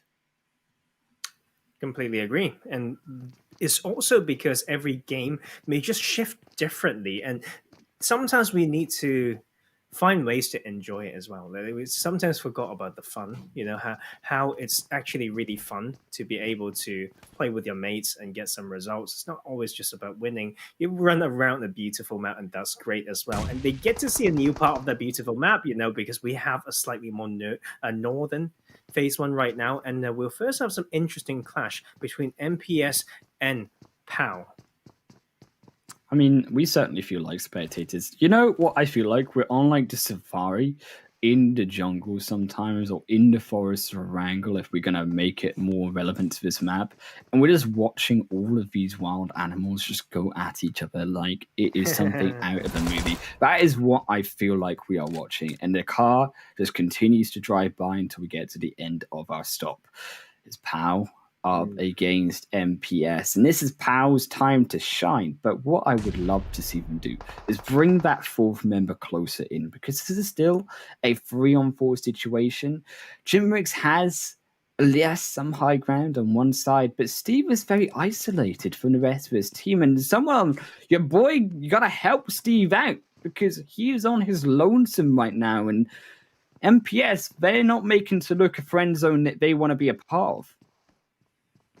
And Steve needs to be so careful in knowing how much info he should give. Every footstep counts, and this is the type of stuff, right? The awareness and skill that we talk about is about the timing, knowing how to limit your information, the information that you're giving out. And once again, we see the sign of Red Island. We did give them quite some compliment. They need to continue. The Lutras actually has some good splits or whatnot, but the points are not coming through. So something must be there in the mid game to stop them going forward. So I want to see them do better, I think they're going through for MPS as well. We've already seen them take a chicken dinner. We know that they're capable of winning games, yes. Although that win, yes, also was kind of off the back of mistakes of Red Island. OG were on a solo, so they did play it right. You cannot take away, yes, it was given to them in the sense, the fact that we still won that chicken dinner. And you cannot give it away to the fact that they are controlling Watertown very much more better than the side of POW, because with Steve already not, there's now open space up. It opens up the rest of Watertown for MPS to take control. And you're going to find much more quickly that with that knock, with that kill, MPS should be able to control this next one through. Jimrick should be next on the list. Although Power sent in their other member that was outside of the fight, it is just not quick enough, and it is not aggressive enough movement from Power. They seem very standstill at the moment in Watertown, and that is why Steve did not get the support he needed. And I think this is also time for MPS to just look at the map, right? And look at this actual position. There's a way out. They're not surrounded or anything. So it's down to them to, bait some shots and make something happen rather than just waiting for things to go your way. Because look at all that beautiful landscape. You can even go on foot towards ruins if you want to, and to slowly scout that out. Because the issue with this sunken city is the maneuver through it is so slow, man. Like you feel so bad. You're walking through like mud and water. It's like everything's dragging you behind, and the game is still long. It's just 5 minutes into the game. They don't have to be too tunneled over this one fight. But that, I think, as well, right? You don't want to be in ruins later on, because ruins and Headshot Hills is absolutely miserable to navigate your way through. It's entire side of Wrangle is miserable to navigate your way through at a later point of a game where there are teams consistently around you. But they seem to be making that headroom that they do need to make. Now, Venom is on their own. You see the grenade coming through, getting cooked up, but instead it's not going to be cooked up fully. They do instead wait on that one. But POW on the opposite side, they're looking to try make some life back into them. They're trying to resuscitate their chances into this game, but they weren't able to find that knock on the other side to the back of MPS. So still MPS are able to keep this aggression going. In the utilities are there to defend for now, yes, for Venom, but they're not there forever. We're still in the start of the game, and you know that MPS now are just going to rush this one through. But I say that, the shotgun comes in, but thankfully the knock does come through. Venom got a little bit too greedy on the edge of that door, and that could have actually just been Venom waiting for Skynet, because no way can Skynet actually have went up those stairs as long as they were defensive enough. And instead, we lose one player. Jimmy Ricks now going to be the next to possibly go down, but it is still a 1v1. If POW want this game, they need to take it now. We need to be able to stop this engage coming through, being able to force it onto Skynet, but the Uzi shots just aren't there, and that will now be MPS taking the third job on his own, as you can still as well see on the other side there. Conqueror up against the side of the Ludicrous. Switch has been knocked, and Senso looking to cook up a grenade to find Death God. That's going to be the beautiful grenade that they needed it in. And Conqueror, there is finally some life in their shoes too. That is a grenade almost getting caught. Death God again. That is Senso on fire here, Tarzan. He makes it happen. Madness, though, looks to potentially get caught out. His eluder is finally as well shows some aggression. Almighty, though, on the backside of his fight, unable to support, as Conqueror have taken control of the compound. And that is, experience coming from Senzo, the patience. Every movement is calculated. No footsteps are given unless it has a purpose, which is an exact opposite to what happened with POW officials players. Moving around, not really helping you to bait any shots, you give more info, and just small things like that. You can see the difference in experience, man. And that is Senso with the two-piece, well-cooked grenade, one to follow. Brilliant work by Conqueror. Maybe this is going to be the start of their climbing back. Inside school. Inside some safety around those flats are going to be Red Island. And I do want to see where this zone goes, because the fact this zone goes towards the northern side, still 0 teams on the northern side, as you can see Lone Wolves seeming to be able to take themselves out. That is not how you want to do this.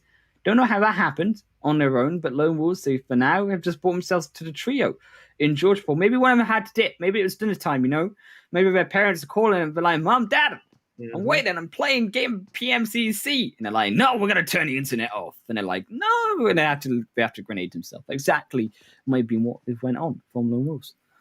Exactly my guess as well, Give the loot to your teammates. That's what I called you got flanked by your mum, okay? Like, use that, and that's literally it. I got flanked by my mum, I have to go. And so off angle from that as well. And so, you know what?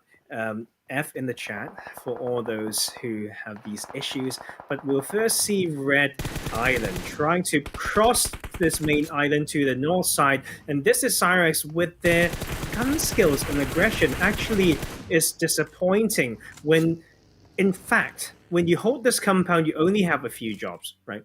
To scout 360 and punish all rotating enemies. And they seem to have missed an opportunity. There will be busy hunters here up against Superman. And you almost made me poke my juice there, dude. Oh, the flank by mom bit. And as you can see, there's more. Okay. Seems like he needs to sort out that juice or with whatever amount of choking that's happening. And then we have Sneer in here needing to get out of this sticky situation. It's not just juice that is sticky, it's also the fact that you haven't planned ahead and is stuck around here. And that is also Rock Esports trying to have a look at what's going on. Delia is on his lonesome trying to stop and will get completely taken out by doing that. Just don't stop, man. And sometimes people just have this type of reflex, Highland Wolf, if you are okay with your juice. And yes, people just sometimes have this weird reflex. Brilliant. Brilliant managed work right to use. I've controlled my gag reflexes, and now I've been able to put the juice down in my stomach. It has come down into my body, and it has digested itself all the way down, and it will be Rog there to be able to make their move over to the northern side. They have made a successful rotation to gatekeep some of these teams, but with a beautiful spot indeed. Can they stop IND, one of these stronger teams, two in the vehicle, but they have been able to successfully navigate away for now. We'll see them not go too far, because keep in mind, Kronos is still there, still to run away, but can Rogue take this final member? The wide rotation behind the tree means that Kronos does get away from this one for now, but the split slows the rotation down, and it means that IND, they're not going to be as comfortable immediately, although thankfully, because of the smart movements, because of the way that they have navigated around that bridge crossing, which is by no means easy, they have been able to keep all four players alive, or three players alive, should I say. Because Device, well, he unfortunately has lost his device. It is on sleep. And you know what? Whoever saw that rotation cross the bridge by IND and not being punished by Rock, someone go back for a minute and a half, clip that, and put it on YouTube to say pro tip. That is textbook, material of a case study of what you shouldn't do when it comes to Rock Esports. A lot of teams, upon arriving a compound, they have these 20 to 30 seconds where they have this false sense of security, where they look around and loot and have their guards completely down, when they basically take what I call a cute compound with the 90% function to stop rotations from that bridge. So you took a spot and you allow yourself, so much time to not do exactly what you need. 90% of that rotation by IND was punishable, but not a single bullet was fired by Rock Esports. That is a typical error from Tier 2, sometimes in Tier 1, where they get in, the plan is not established upon arrival. And I don't want them to see it, and that, you know what, the punishment will come through in another way for IND. Now on arrival here, IND, they are now up fighting, but it will be K9 proving the too much for them, as they did not crash our compound correctly. They got split 2 on 2, and as a result, they have found themselves packing. And I'm going to call that one. Do you know what I think about medical background and what you're from? We could call it acute compound syndrome. That could be the new name for it, Like that, you hear me out, right? Like CCS. Yes, I think there's a ring to it. I think ACS, I kind of like it. Like ACS. Oh, there's so many. Yeah. You're giving me tingles right now. Think about all those things. But as you can see, right? If you are not controlled or one step forward in your rotations, in those typical, sending 1 or 2 of them with some Overwatch, they got away from that compound. That it's also another type of false sense of security. Oh, we went past a compound, we didn't get punished, let's crash the next one. Doom, dead. Okay, and suddenly they only got 2 points from this game, and just bumped down from that 20-point average, and Cyrus will be going aggressive still.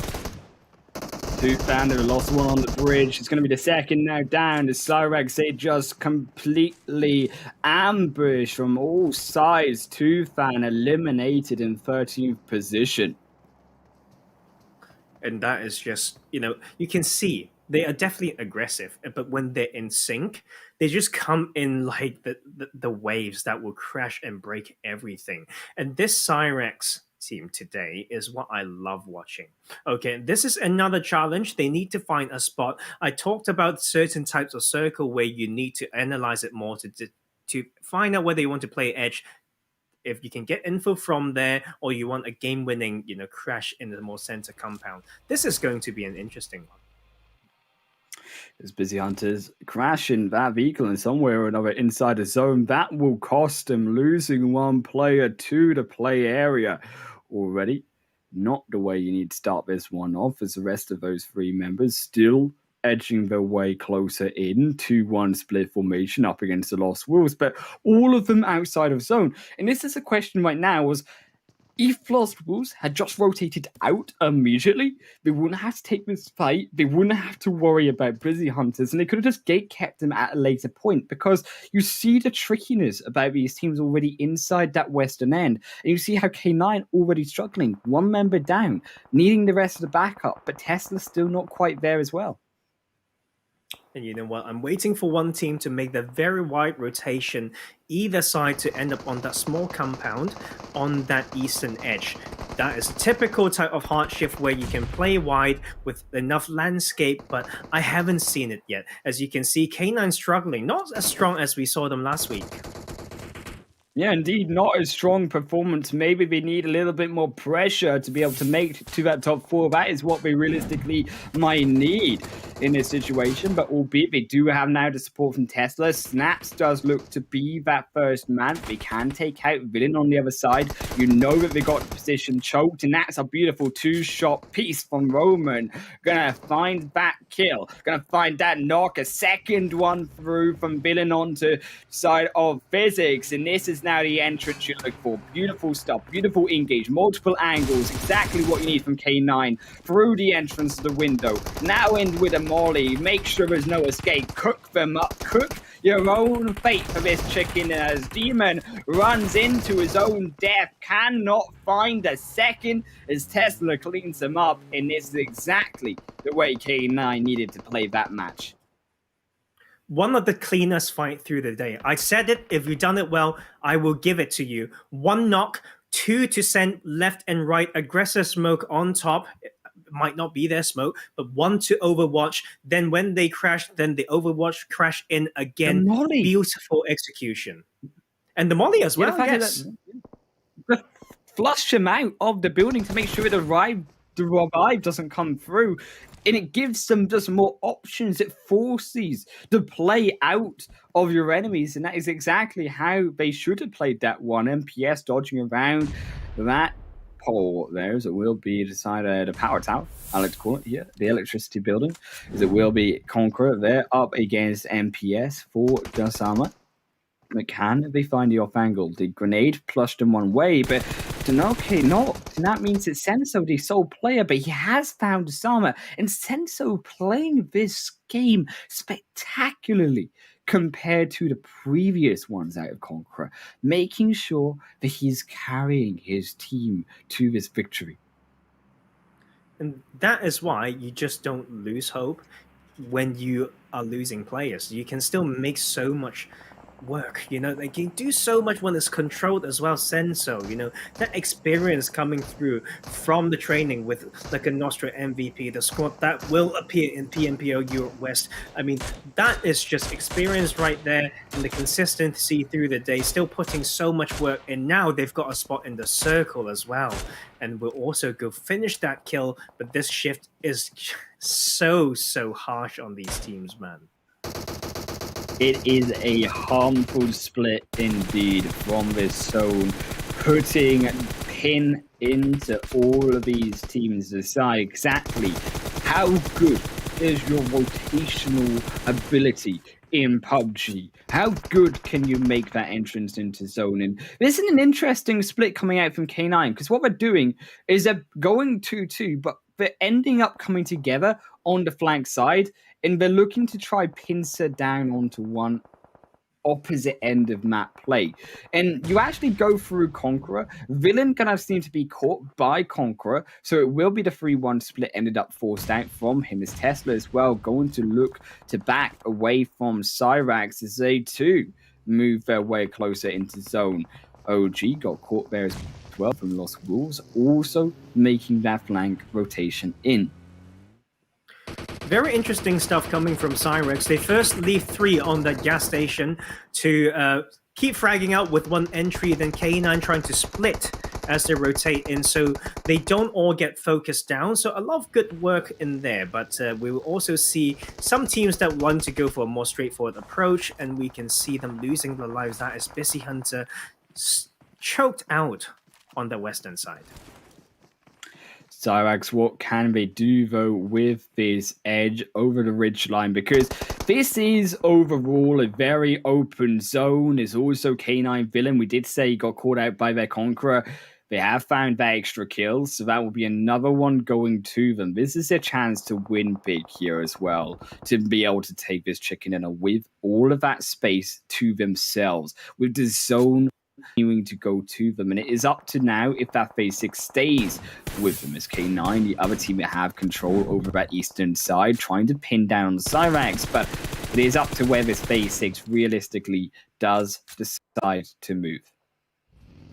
I love this in circle with the types of teams in it as well. Cyrax put a lot of work in. I just said they had a good split or whatnot, right? Entry spots, etc. Then teams who knows how to use smokes preemptively, aggressively, protection of vehicles, priority on them from the early game. This is going to be a nice final circle, guys. We've got K9 in here who's shown some great stuff. Experienced players, the duo from Conquer UK, the 7 kills right now on K9, right? OG had some good games. Cyrax 11 kills. So, just give it to me. It's going to be a nice one. OG as well. Original Gangster still up with a full squad. Unfortunately, cannot be saying the same there. For the side of K9, they have found one member knocked. Leben almost got knocked down as well, but Lost Wolves still somehow staying in this game. How much longer can they stay alive with that zone moving away from them? Also K9 and Conqueror, the other two teams that need to get packing, because this zone now, it will be up to if Cyrax, if OG can stop the rotations in. They found one member in. Cyrax has actually helped him by taking out Fix10. And you can see as well, I think Leben will be able to move any further. Dragox already has his number the moment he left. And that was Lone Wolves down in 5th.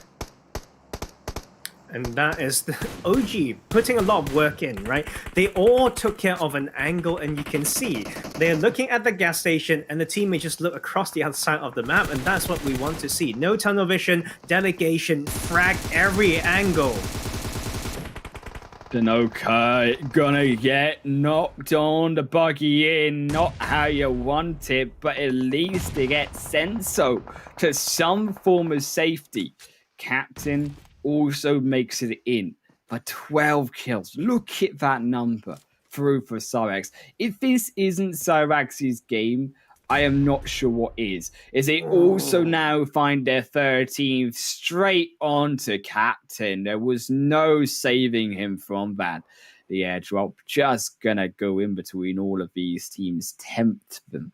But it's not gonna be of any much use apart from a blockade from OG. Senso, they know where he is because of the smokes. And this is also here, Tarzan. How many smokes does Senso have? Because can Senso stay alive, stay hidden enough to at least bring him to the 2nd position? Well, I really doubt it. But I mean, the chance that he has is for the circle to be on his side and rely on the other two teams to focus on each other. And we will have the opening knock by OG onto Icy from Cyrax. That zone, though, it's gone away from everyone. 0 players inside of the phase 6, although it has, of course, gone more in favor to the full squads. The trio currently, though, for Cyrax, as Icy did get knocked, going to be a short bit before we can find that revive. To drive in means that King will be the one to revive. Just do that as need be. But how much longer can Cyrax effectively take control? A little bit more split than OG, because I think it is better to have this formation split, but you can see that if OG were to push this right now into hype, if they find hype, this opens up so much space for also original gangsters to make their own move. And I think original gangsters know and didn't fall for the position set up by Cyrax off-angle player. And they just retreat to the other side. I think that's an awareness there. But Sania will also take care of the other side of that rotation as Cyrax strikes back. Down to 3 players. A revive going to slow the initial engage down. Fix10 should not actually roll the save.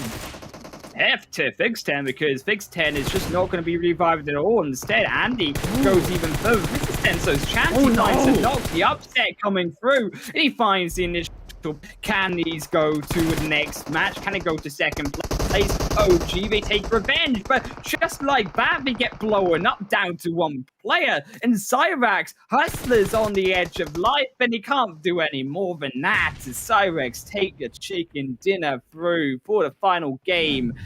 15 kills going their way, Tarzan, and it was so strong, so dominant from that gas station to finish play by them.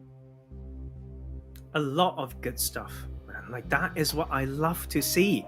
3 on the gas station, on the outskirts of the circle, not in anchorage point, in the radio tower, then frag every side, come in, spread out, last circle, forcing rotation to the other side by hype, single player to play off angle, just outside the circle, textbook play, done beautifully. But you know what? The person that we need to mention and the player is Senso in that game. From the early game, the 2-piece from the nade, almost a third one, take out one by one, knowing how to use those nades, those positions, and get every single point before he has to go down. That is why you don't give up. That is why patience and experience is key. That is why after 4 games, maybe it just takes one game. One game, that is all you need here, Tarzan, to be able to make sure that you can get those points back. And although it's not going to be an amazing overall performance, although it's only going to be 17 points to them, this is much needed from Conqueror. And it can be more than said for a team bringing them off the bottom than POW, because POW all 5 games, there has been mistakes there that have put them down at the bottom. Also ROG as well, falling down too. And of course, we saw how IND fall in this game, and that's to the hands of no other than K9SF. And that is the strong start before we see them have a good push in here. And that is going to be otherwise a pretty decent game, right? A little bit of a rough end, but then OG brought it to the end game as well. Right, indeed. Getting Captain into that 4th position means that you at least are able to survive somewhat. The 7 kills there, bringing in also those extra 15 points in total to that final match for Captain, and 4K9 definitely much needed for them, and definitely much needed to keep himself in relevance to the very top of that league borders. OG in those final moments, it was just so much work done with that vehicle explosion that blew open that game for Cyrex and got them those 30 points, 15-15 apiece, and that is exactly what they needed in a game where IND only gained 2. And this is what you need to close that gap to first. Original Gangsters, Conquer UK as well, getting 18-17 respectively, and Lost Wolves as well. On that left side once again, in 6th position, getting 7 alongside MPS with 8.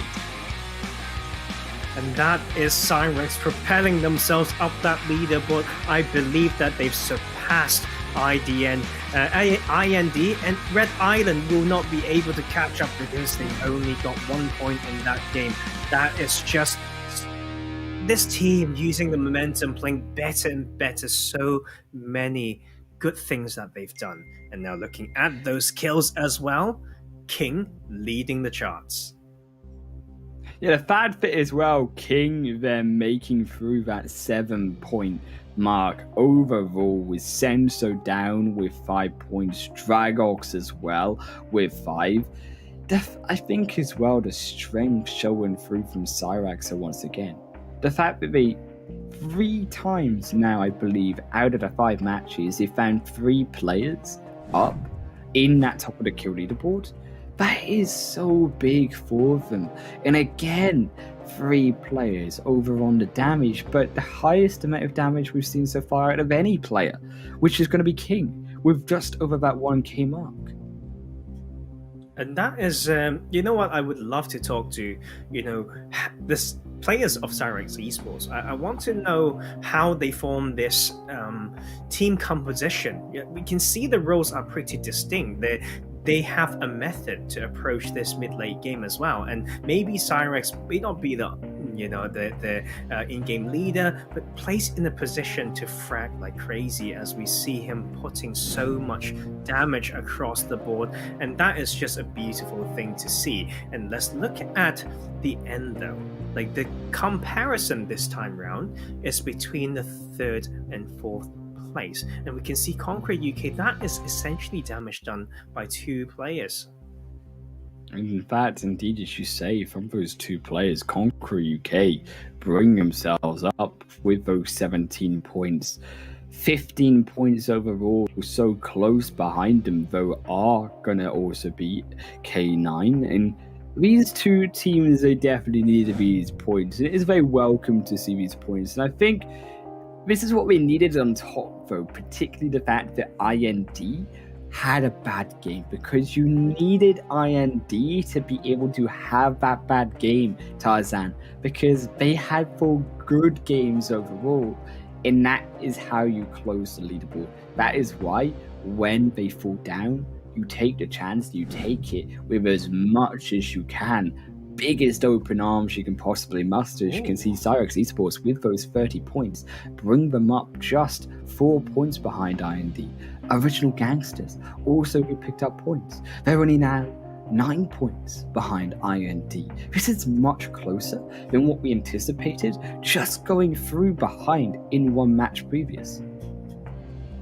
Yes, and I think my quick math was wrong. So Cyrex didn't take that top spot, but they did show so strong in that game, and I think that is the consistency, not just when it comes to the average points, but consistently getting better.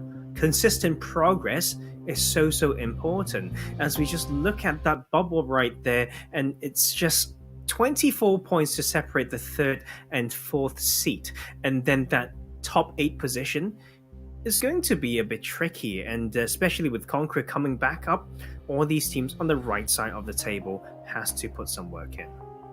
Yeah, this is really scary in particular between the 4th and the 8th spot, because 4th and 7th, there is only 6 points between them, and there's only 13 points in total behind Red Island to MPS. And yes, there's a gap to 9th, but that's only one game. That's not even a game, that's a few kills between them, as we can also see exactly, speaking of victories, who took those chicken dinners in all of those 5 matches. The Wrangle in match 1 was over to IND. Team IND as match 2 went over to Miramar for MPS, and back over to Team IND for Sandhawk in our 3rd game. And on our 4th, we saw Arena 51 Esports take the 2nd match on Miramar.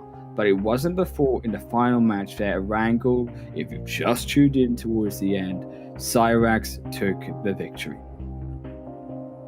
And that was, it's a brilliant demonstration of skills, like the controlling of pockets, immediate assessment of the surroundings and landscape, so that is something that we want to see again tomorrow.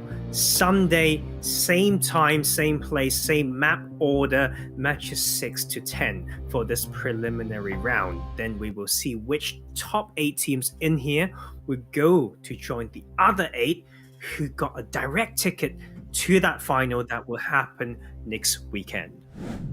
Yeah, and particularly here, going through onto that next game tomorrow, that is what is so important for these teams to be able to pick up those points, because we are edging towards that 70-point mark, and that is what these teams will have to reach if they want to stay in the top 8. It is only the top 8 that advance. Same time, same place tomorrow. 5 more games to decide it all. Who will we have in our top 16 finals for the PUBG Mobile Campus Championship? I have been Highland Wolf. This has also been a beautiful Professor Tarzan alongside me, and it also has been a beautiful production by Starladder. But we give you all the most beautiful good night.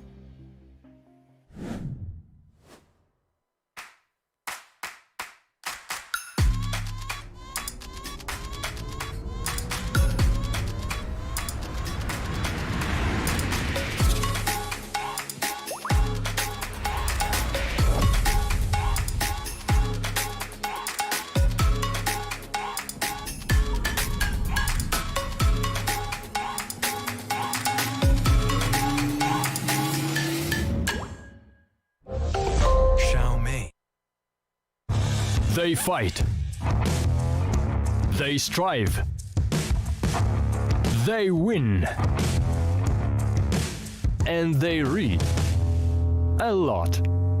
Those are the students that enjoy PUBG Mobile. Want to be one of them? Then join the PUBG Mobile Campus Championship. The whole world is watching. Show them what you're made of. Make your university or college proud by becoming a real hero. Because true heroes take action. Don't forget that.